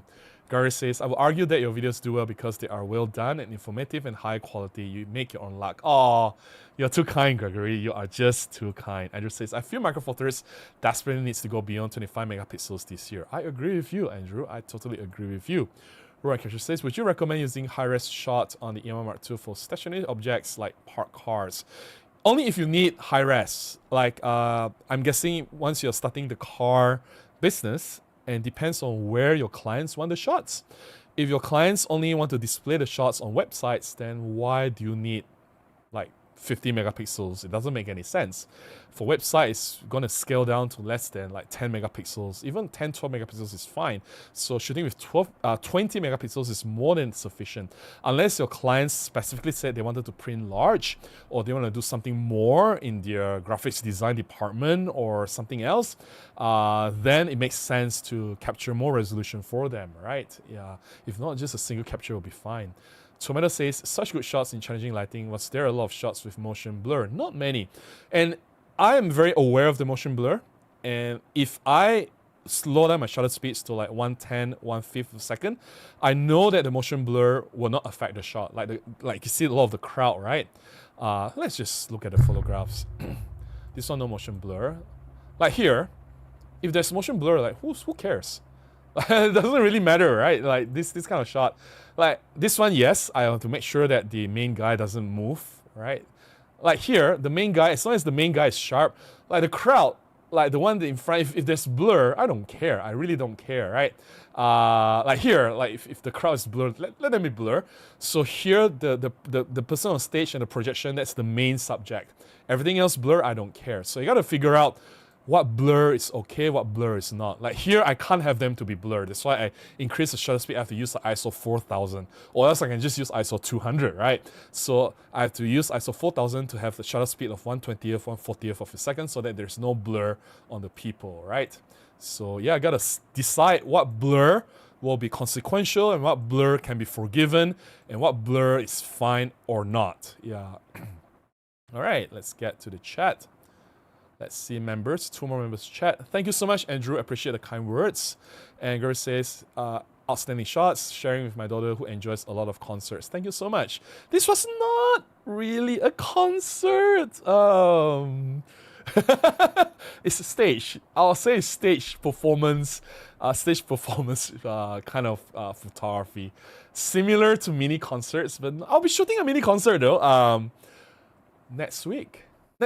I'll be shooting a mini concert next Thursday. Thankfully, I'm not doing a live stream next Thursday because I have a job on Thursday. I'm shooting a mini concert next Thursday. So you guys will see like a mini concert kind of shots very, very soon as well from me. So yeah. Wolfie says, from OM Digital Solutions, I would also like to rework and improve the optics and features in some lenses. 1250, 75-300. I'm not even sure if they are going to do anything on the 1250. 75-300, definitely they can improve that. Anything from 200-300 is a little bit soft. I think 60 macros optics is fine. You just need to improve the autofocus, right? Yeah, I don't think they're going to add teleconverter because the teleconverter is larger than the 60. 60 is smaller. So yeah, add more f1.4 primes, definitely. There's a lot more they can do, definitely. Yeah, my New Year resolution is to no longer make New Year resolutions. Let's see how long that will last. To me, it's just to be a better person, because I remember what I talked about this before, right? Jerry Gionis, a successful international award-winning wedding photographer from Australia. He's also based in Los Angeles. He says that if you want to be a better photographer, be a better person first. So I'm taking his advice. Just try to be a better person overall, right? Nothing to do with photography. Just be a better human being first. Jen Garcia says, "Hi Robin, my wishlist would be a real advancement in sensor and processor from OM system. This is non-negotiable, mid-range and smaller cameras from Panasonic like GX9 and G90 successors. Very reasonable wishlist, and I do hope that both OM system and Panasonic listen to this." Yeah, Fajar says, "Hi Robin, how much interest Malaysian people to Micro Four Thirds than FPS-C and full frame? Not a lot. There used to be a boost." I'm gonna sound like I'm tooting my own horn. When I worked for Olympus in 2013 to 2017, there was a boost of interest. Like we get a lot of new people coming into Micro Four Thirds or buying Olympus back during that time, and we created like so many events for Olympus, and I think it's one of my proud achievements, one of the things that I have successfully contributed to the company and overall community for the photography crowd.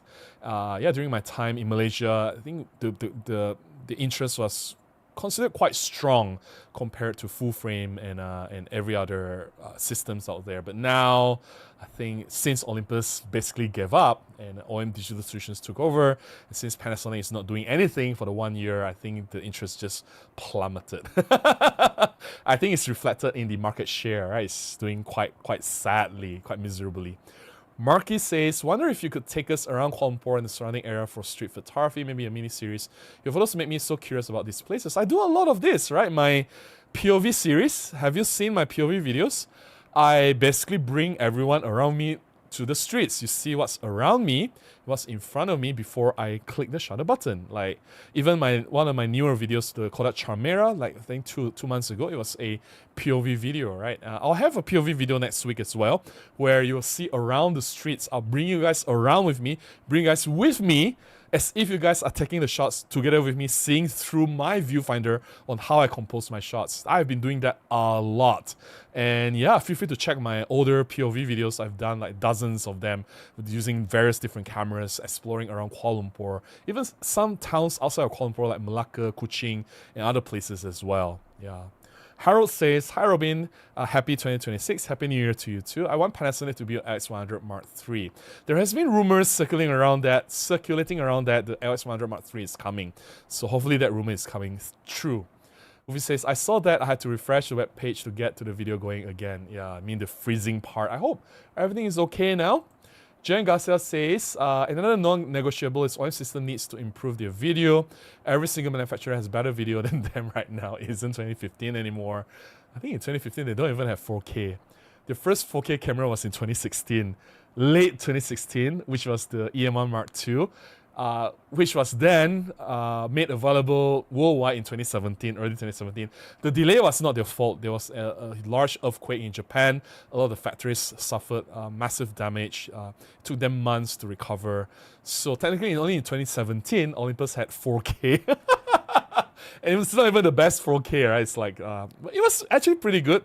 I still use that camera, the EM1 Mark II, for my videos here. I don't think anyone is complaining about my video quality. But I agree with you, Jen. They need to step up their game. I think they need to look at what competitors are doing and really catch up. I totally agree with you. And Pio says, "Happy New Year to everyone. Happy New Year to you too.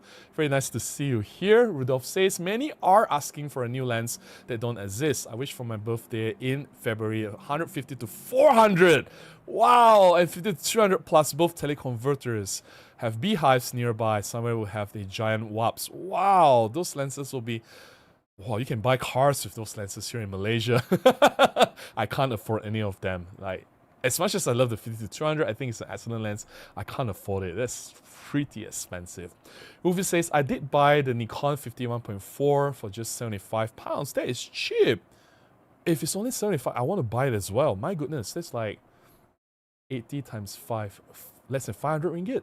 Oh, I will buy it as well. It is a well-used state. It's good return policy if I find issues with it.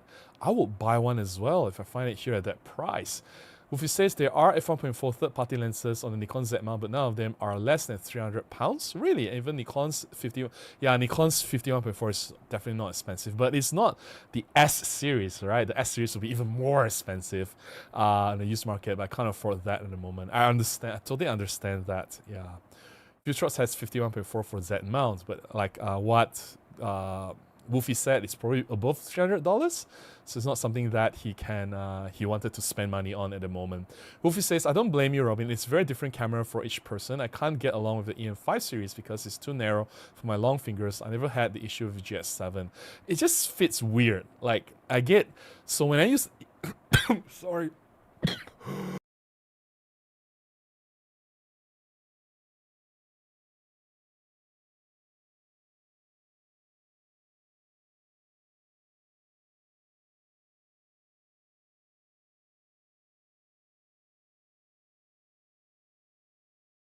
Sorry about that. Let me drink some coffee. Talking non-stop for 1 hour plus. When I use the EM5, my fingers are okay, but it's a little bit cramped. I understand where your problem is coming from, but on GS7, it's just uncomfortable. It came to a point where my fingers hurt. This is crazy. Henrik says, greetings from Copenhagen, Denmark. Still using my EM1. Happy New Year to all of you. Happy New Year to you too. Happy to see you here. Uwe says, I can't recall if I mentioned this, but my little family grew by 0.25 weeks ago. Okay. I have a puppy girl, a little sister to the older doggy girl, but play with and keep. That's awesome. Doggies are amazing. Doggos are amazing. Her name is Hoshi, and she's a Shih Tzu, and she has got a very settled and comfortable playing and being adorable. I hope I can show you my little family if you visit UK. Yeah, it's not gonna happen anytime soon. I'm spending a lot of money last year with my mom's passing and all. Man, death is an expensive thing. We're talking about tens of thousands of dollars. I haven't even finished spending money yet. I probably shouldn't be sharing too much details, but I still expect to spend a few tens of thousands more in a year or two to come just to settle that. So I need to set aside some money for that. So because of that, I probably shouldn't be spending a large sum of money just to have fun traveling out of the country. I don't think that's a very wise decision for now for me. I would love to visit UK though. Just, yeah, if it's a very dangerous word to use, right? I mean, whatever happened. It wouldn't have happened otherwise, right? It already happened, so there's no point to talk about ifs or, you know, things that was supposed to be different. Obviously, that's not gonna happen. But yeah, I guess what I'm trying to say is, yeah, I spent too much money last year, bleeding a lot of money. So I guess like I probably shouldn't be indulging on, you know, like trip overseas just for the fun of it. Mine Blonde says, I think it's due to New Year's hangovers. There are less folks around. No worries. But I think last year's first video was doing really strong. Let me see if I can find the stats for the first video from 2025. Okay. Okay, 1 year ago.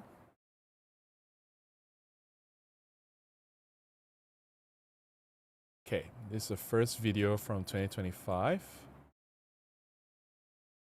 January 2nd. Let's see the analytics. How many concurrent viewers do we have? If I can bring up the stats. We peak at 179 concurrent viewers. It doesn't have an average view. So there's 179 peak concurrent. Now we barely reach 100. I think at the moment we only have like 71 people watching. From 179 to barely touching 80, right? We're talking about 60, 70 average.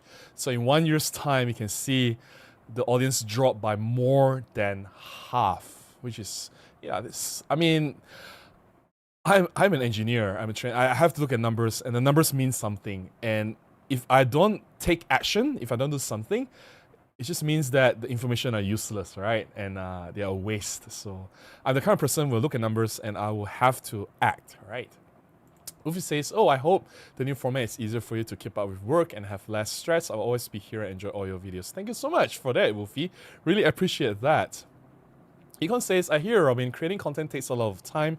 I like doing it too, but it can get in the way of work. It's also not the easiest to keep the tractor going straight while taking videos. True. That's very true. I do my best. I'm not saying that YouTube is a burden or it's become very difficult for me to do or like I don't have time. No, I am committed. Like, I guess you guys can see that, right? I set aside time for YouTube. I'm not making excuses. I'm definitely not making excuses. I'm really doing my best here. But I'm just saying that we should do things a little bit differently because if I don't, then things will just stay the same and nothing changes, right? And I think that's the worst thing that can happen. You know that things are not getting better and yet you're not doing anything to improve things. I don't want to be that kind of person, right? So I want to constantly try to improve and try different things and maybe explore different strategy moving forward. Yeah. Chip says, I slept on Olympus cameras for decades. I recently acquired an EM5 first generation and something clicked.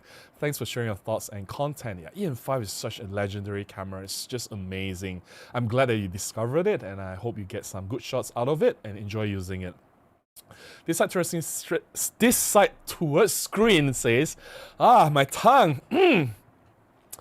I guess it's been a long day. I was up since 6 this morning and then went out and started making video at 7 and spent whole morning shooting, lunch with some friends, came back, edit the photos 1 hour plus, edit the video another 4 hours, and then dinner and went live stream. Yeah, I think I should probably put a stop here during midnight. Dave says, hi Robin, sorry, I did not read the previous comment. This side to our screen says, I wonder if Micro Four Thirds, unless things change with Panasonic OM, that Micro Four Thirds will be used independently developed camera system to keep it alive. I have no idea what will happen to them. Let's just hope that OM system and Panasonic will get their act together. I want to say the other word, but let's hope they get the act together. Dave says, hi Robin, some travel zooms like Tamron 18 to 400 for APS-C could be something like 14 to 300 in Micro Four Thirds equivalent. Yeah, we have 12 to 200. I guess 18 to 400 is a longer reach than 12 to 200, right? Totally agree with you. 14 to 300, that is a massive zoom range. But I'm not so keen on super zooms. I've talked about this before. Convenient, yes. Flexible, yes. But like, the more zoom it has, the more compromises there'll be in the lens, especially if you want to keep it small. And we don't want the lens to be massive for Micro Four Thirds, right? So to make it small and still has that massive zoom range, something has to go. And I'm afraid that the compromise will not be something that any of us will like. Yeah. Clint says, please keep in mind, Robin, that this New Year's Day, and so half of your audience might still be recovering from ringing in the new year. Just a thought, in the US, your live stream started at 7. Understand. But hey, it has been this number for the past few months. Like 70, barely touching 100, 70, 80. The number is not dropping like just this video, right? It has been about 70 to 80 viewers, sometimes even less for the past 3 months. So because of the numbers coming down compared to a year ago where we have like at least double or triple this amount, 200 plus easily at the peak and 100 something, at least 150 average, right? So looking at the number, it's telling me something that the live stream is not doing well. So this is not a special case for today. And all you guys regulars are here, like Clint, Wolfie, Gregory, you know, like Xmida or Jerry Hukari. I remember all of you now. You know, you guys are still here. Like Zach says, is 2026 over yet? Wow, what did 2026 do to you, Zach? What do you have against 2026? Camille says, Happy New Year from Mississauga, Canada. Hey Camille, Happy New Year to you too. William says, well, as someone with gas, I decided to go back to film for a while and purchase a Minolta SGM. I was getting stuck in a rut. All right. I'm not sure if film cures gas. Film can be a gas on its own because I see film as really expensive. If I were to shoot film, the cost of buying film and developing and everything else is just going to be massive, right? It's not cheap. That's a separate kind of gas. And like you open up a different world of film cameras and lenses, that's going to be gas as well. Gear acquisition syndrome, right? Camille says, I really want Micro Four Thirds to get a 24 megapixel sensor and a 12 to 75 f2.8 lens. We have a 12 to 60, 275. Very interesting, very interesting. proposition. Mustafa says, I'm waiting for a pure monochrome OMD this year. Well, I think the pure monochrome Ricoh GR4 is going to come out sooner than that. So I think that's going to be a massive hit. Zach says, I'm moving onto Pentax this year for the monochrome K3. I'm probably more keen on the Ricoh GR4 monochrome. A monochrome OM3 is my wish list, but I know it won't happen. Yeah, just not enough people doing purely black and white photography, right? It's just a minority, and I don't think it's a wise decision for either Panasonic or OM Digital Solutions to go so niche, like playing into the niche market at the moment. Movie says, I would have used the HR from high resolution shot from EM1 Mark III and OM1 at 80 megapixel. It's just so much more details and less noise if you want most details possible. Bear in mind that although the files that you get is 80 megapixels, it is more equivalent to 50, close to 50 megapixels quality. The file is 80, don't get me wrong, in terms of numbers it's 80, but the quality that you get out of it is 50. And these are the things that are told by me directly by the R&D people in Japan. You can disagree with me. Up to you. I'm just telling you what I know. And yeah, some will say, oh, it's 80 megapixels, but really it's not. It's not. Yeah.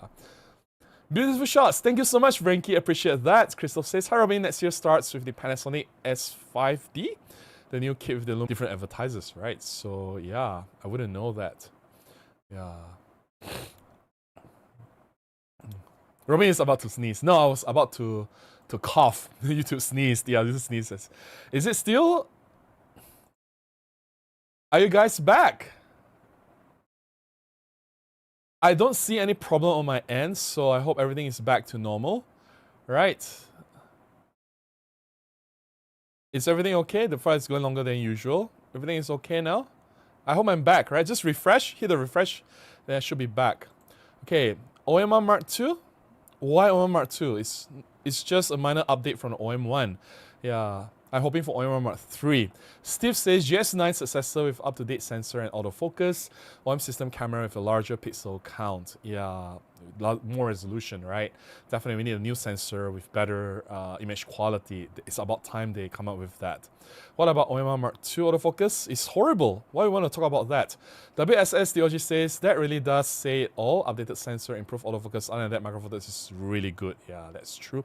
Wolfie says, I lived for a few years on the mindset of a better person today than I was yesterday. And I chose to live my life goals based on Star Trek world, enrichment of experience and knowledge. Yeah. Thank you for sharing the pictures, Robin. You are so talented in storytelling. I do my best. I do my best. Replacement for GM1 and GM5. Yeah. Okay, we have caught up with the chat almost. Let's see. In Crystal says winter in Poland, we currently have most of the days are cloudy and the days with sun are short. Hence, high ISO at home with the need for noise reduction. S5D is very good in tests. All right. Well, if you find it good for you, that's great. No worries. Rudolph says, Robin, I have 2 cats, Blackie and Scabbers photo models. Awesome. I do love to shoot cats as well.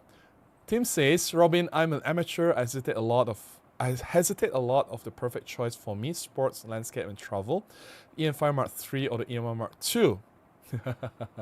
I made a video to talk about that. Let's see. Okay. Robin Wong, EM5 Mark III, EM1 Mark II.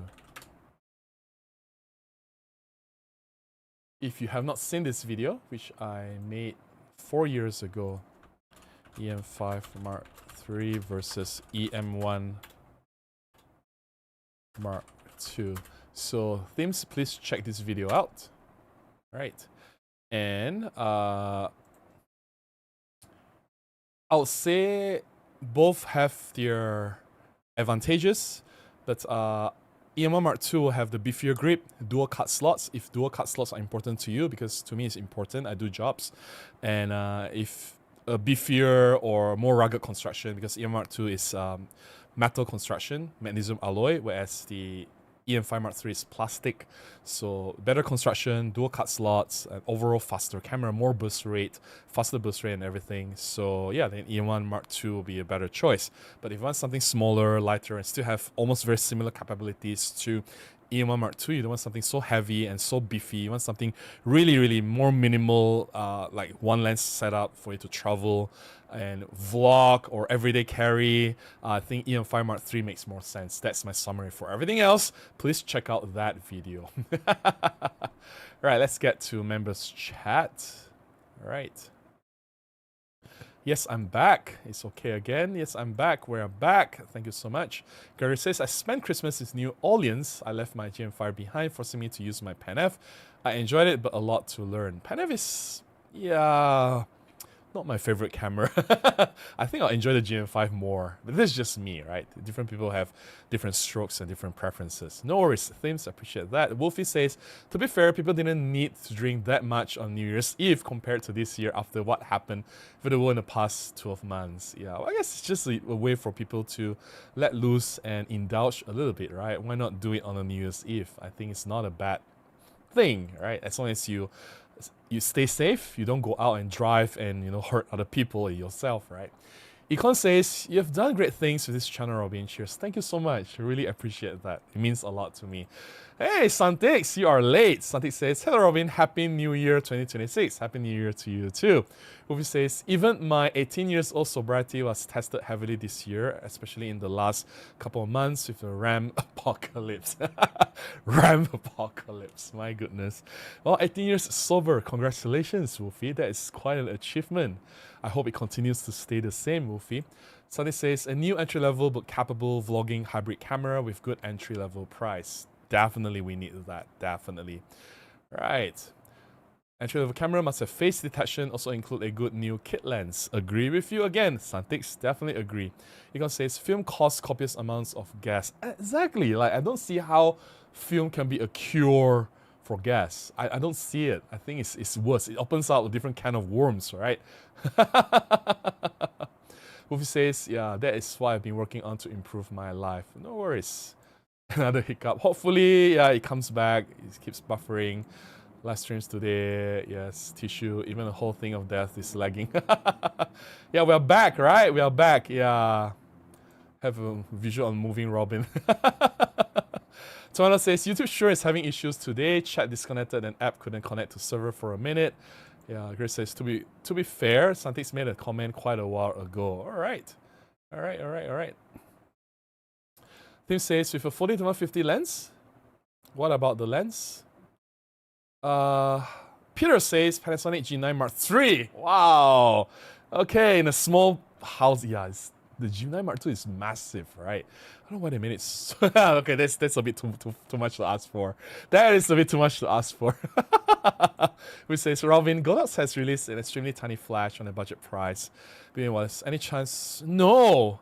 The tiny flash is just useless, right? So, I've said this many times. A lot of people just keep asking me to test all these small flashes. They are useless. For my flash, I need guide number 50 and above. Anything lower than that is useless.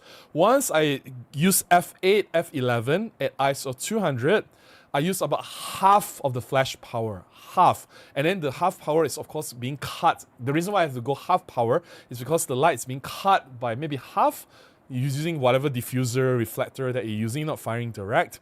So I'm really using half of the power. I'm not going to use full power all the time. This is going to kill the flash, right? So whatever that's less than guide number 50 is just completely useless for me when I'm doing macro photography. Unless you're firing direct, which I don't recommend. Like, no one's going to use direct flash for macro photography. You're going to find a way to diffuse the light to have that soft, nice effect, even lighting. I don't know, no. All these tiny flashes are completely useless to me. Yeah, Wolfie says, I'm very curious about your experience, your opinion with macro use for the smaller lenses. Small lenses? I've only been using 60 f2.8. I think there's no reason why I should use other lenses than the 60 f2.8. Any reason? Something to rival R50 or R50V. Yeah, hopefully.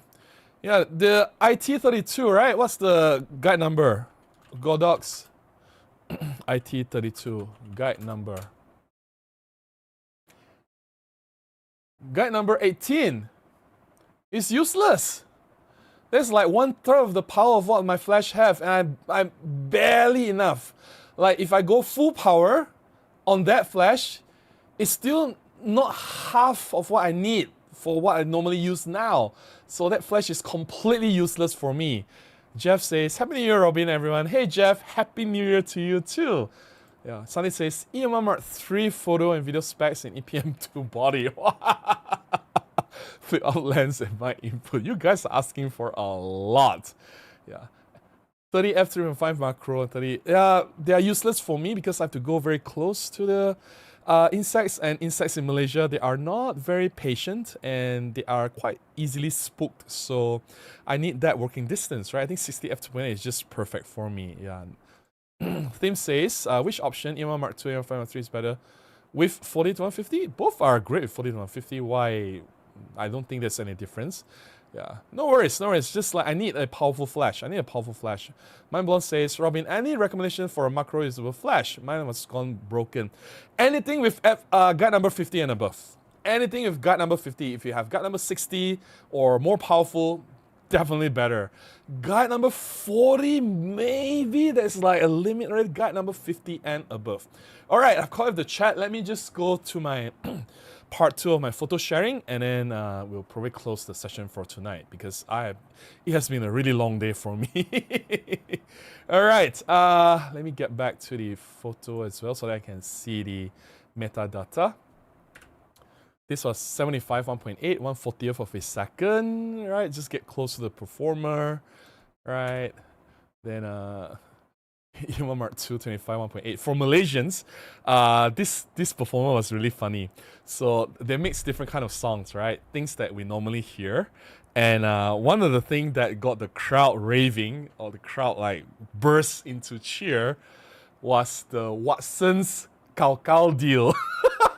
So imagine they were playing like all this like very fast disco and electronic pop songs and everything with very fast bass beats and everything, and suddenly like Watson's Cao Cao deal. You guys, I'm sure the Malaysians, like, I don't know, Andrew, if you're still here, suddenly say, you heard of that Watson's Cao Cao deal, right? And then they remix it with all this fast like beats and bass and everything. It was really, really a havoc. Like the whole entire crowd just burst into like laughter and cheer. It was amazing.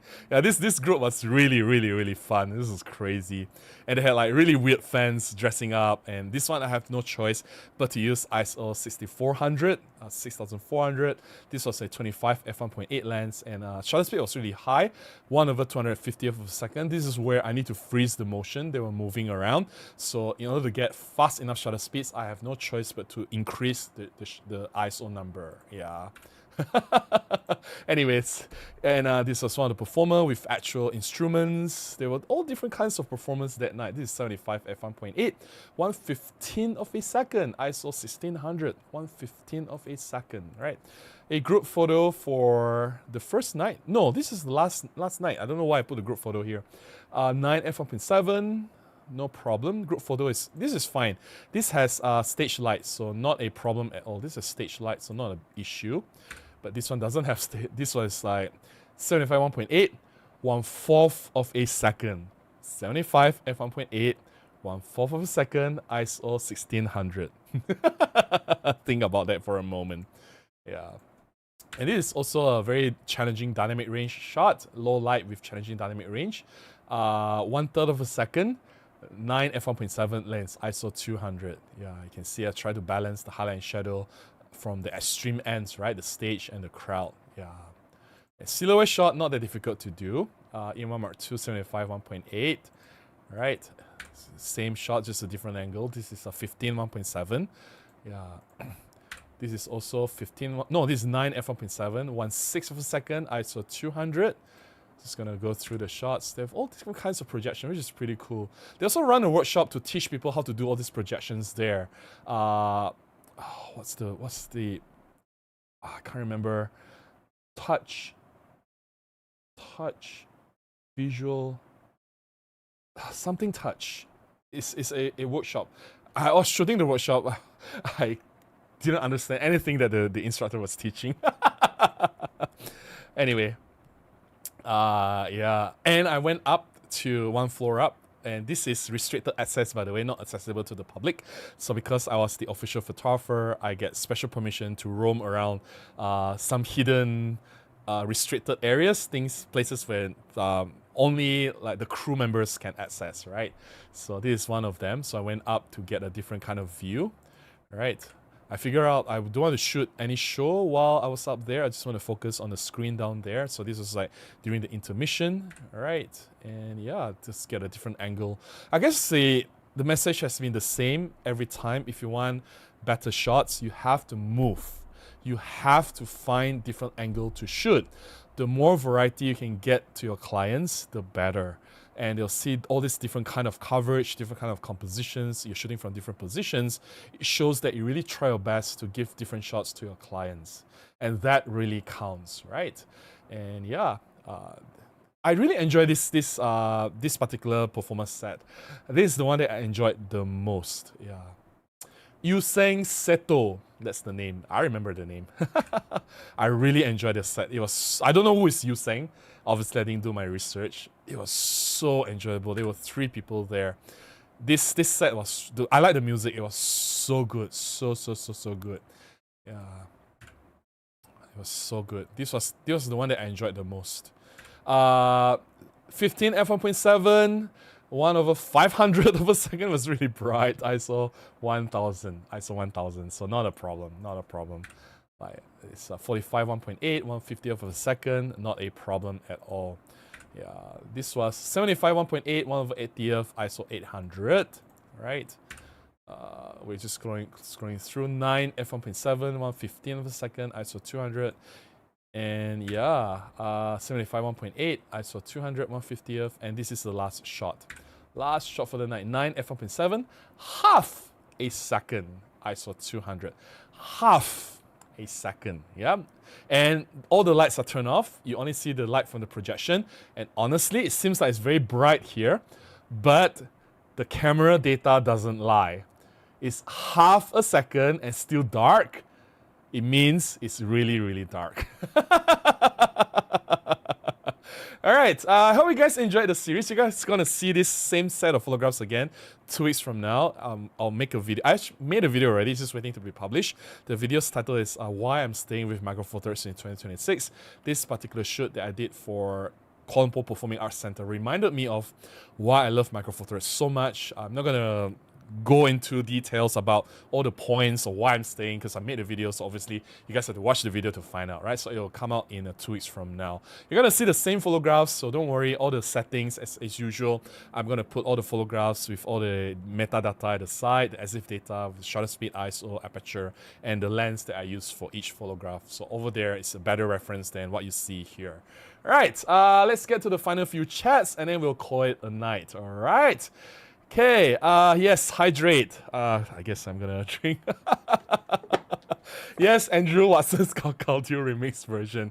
Because they are like so like not radio, but like DJ or they do all this electronics. I don't know where they find the Watson's Calcaldio song and then they just remix it and the crowd just exploded. I guess you will as well, right? Once you're there, it's something so familiar and it's so annoying when you go to Watson's just listening all the time, but over there it's a different environment. Yeah, imagine like Watson's Kakao but with all the bass, like boom, boom, boom. This is crazy. I pity the Watson's staff member enter Watson's when they have to listen to that jingle for the whole day. Yeah, I know, right? Even for us customers, it's so annoying already, right? Any chance of getting a link to their music, your favorite, and put your name in the chat so I can search? The only one I know is, the one I can remember is Yuseng Seto. Yeah, I just dropped the Instagram. Okay. My favorite, the one I said my favorite, Yuseng Seto. There you go. You can check them out. I think they're pretty awesome.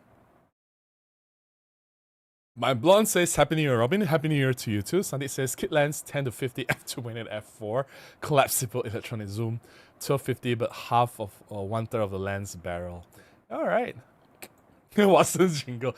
It sounds horrible, Santix, but in that environment, it works. It was unexpected because we are used to all this like very cool, very fancy, very futuristic, very like, you know, very modern kind of like electronic music, and suddenly like Watson's, Cow Cow Deal. And it's like it's the whole song, you know, they just remixed it. It was so cool. Yeah. Chinese New Jingle, which says, I would like to make a personal direct request to Sigma. Please bring 23 1.4 2 micro four thirds. They have the mounts. The reason why they don't do it is so simple. Not enough people use micro four thirds bodies, right? We've talked about this before already. If in order for Sigma to make more lenses or open more mounts for micro four thirds, OM Digital Solutions and Panasonic will have to sell more bodies. If they can increase their market share to 10%, Sigma will have no choice but to make lenses for micro four thirds. It's just that simple. It's not Sigma's fault. So the situation here is, it goes back to OM Digital Solutions and Panasonic. They just have to make more entry-level cameras. We've been talking about this the whole night. OM10, Pan-F, or you know, EPL series camera, GS series, GF series. I think Panasonic OM system need to do this, or else no one's going to support micro four thirds, right? It's smaller and better built than the 30 f1.4, has wider ceiling, and I find it at 46 more interesting than 60 equivalent front of view. Yeah, well, like I said, we need more camera bodies sold in the market, right? Yeah. CMS says, as much as micro four thirds may be limited in low light compared to full frame, pretty clear you can still get great results regardless. Yes, I can. And please feel free to wait for the video. I talk about how I use my micro four thirds system to get that job done. I gotta love image stabilization correct. Darin Land says, excellent photo shooting session. Were you in manual mode? No, aperture priority. Aperture priority. I try not to shoot, because everything is moving so fast, and I need to respond to moments, to light changes, to screen projection, and all these moments and all the things that's happening around me. I need to be aware of them. So because keeping track of that consumes so much of my mental energy, I don't want to like have to calculate and change my shutter speed, aperture, ISO all the time. So I only change one thing, right? Which is the exposure compensation. So I just let the camera run, decide the aperture the shutter speed. I fix the, I mean, it's a dim situation, so I fix the aperture at the widest. If it's f1.7, it's f1.7. If it's f1.8, it's f1.8. There's no point for me to increase the f number. So the only thing that will change is the shutter speed. I have to look at it very, very carefully, and I just change the exposure compensation to make sure it's not overexposed or underexposed. Yeah. Gregor says, yes, Robin can get great results with micro four thirds. He can get results with a coffee can with a hole punch in it. That's not true. The only reasons I can work with micro four thirds is because I'm very familiar with the system. I have the ability to maximize the strengths and work around the weaknesses, right? Like I took advantage of the 5-axis image stabilization's capability to get all the shots that you see earlier, and I took advantage of the smaller lenses, 75 f1.8. I used that a lot this time because there's just no lens like it. I don't need a 70-200 f2.8. Even if I have like 40 to 150 or 50 to 200, I won't get half of the results that I'd be able to get with the 75 1.8, because f1.8 f2.8, instead of using ISO 6400, I can get with ISO 3200 or lower. So it is just the micro four thirds lenses that give me the results. It's just the image stabilization and my familiarity with the system that I can get the results that I'm showing you guys. Yeah. Glad for the chance to use that name, that meme in 2026. Yeah, Watson's is not known in Germany. I understand that. It's a Malaysian, Southeast Asian kind of thing. All right, time check. It's 4 minutes past midnight here in Malaysia. I have to put an end to this because I'm getting really, really tired. I think you guys can tell. It's been a long day. I made a long form video today. Went out to shoot. I was out since 6:30 in the morning. I woke up at 6. Started doing my video at 7. So yeah, I need a rest. It'll be a long day tomorrow as well. Thank you so much for being here with me for my first ever live stream of 2026. For those of you who have just joined, I'm making some changes this year. Just a reminder, there will be no more weekly live streams. My live stream will be once every 2 weeks. For the weeks that do not have live streams, it will be substituted with long form videos. So this week we have live stream. Next Thursday will be a long form video. The following Thursday after that will be a live stream, and after that will be a long form video. So once every 2 weeks live streams, and weeks with no live streams will be long form video. Easy, right? So yeah, I'll see you guys in 2 weeks' time.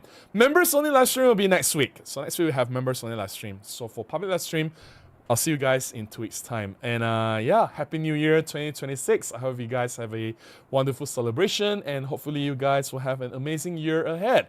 Hopefully this year will be filled with amazing photography opportunities. Hopefully you'll be blessed with amazing health and prosperity. Until the next time, please go out and take more photographs. Bye-bye.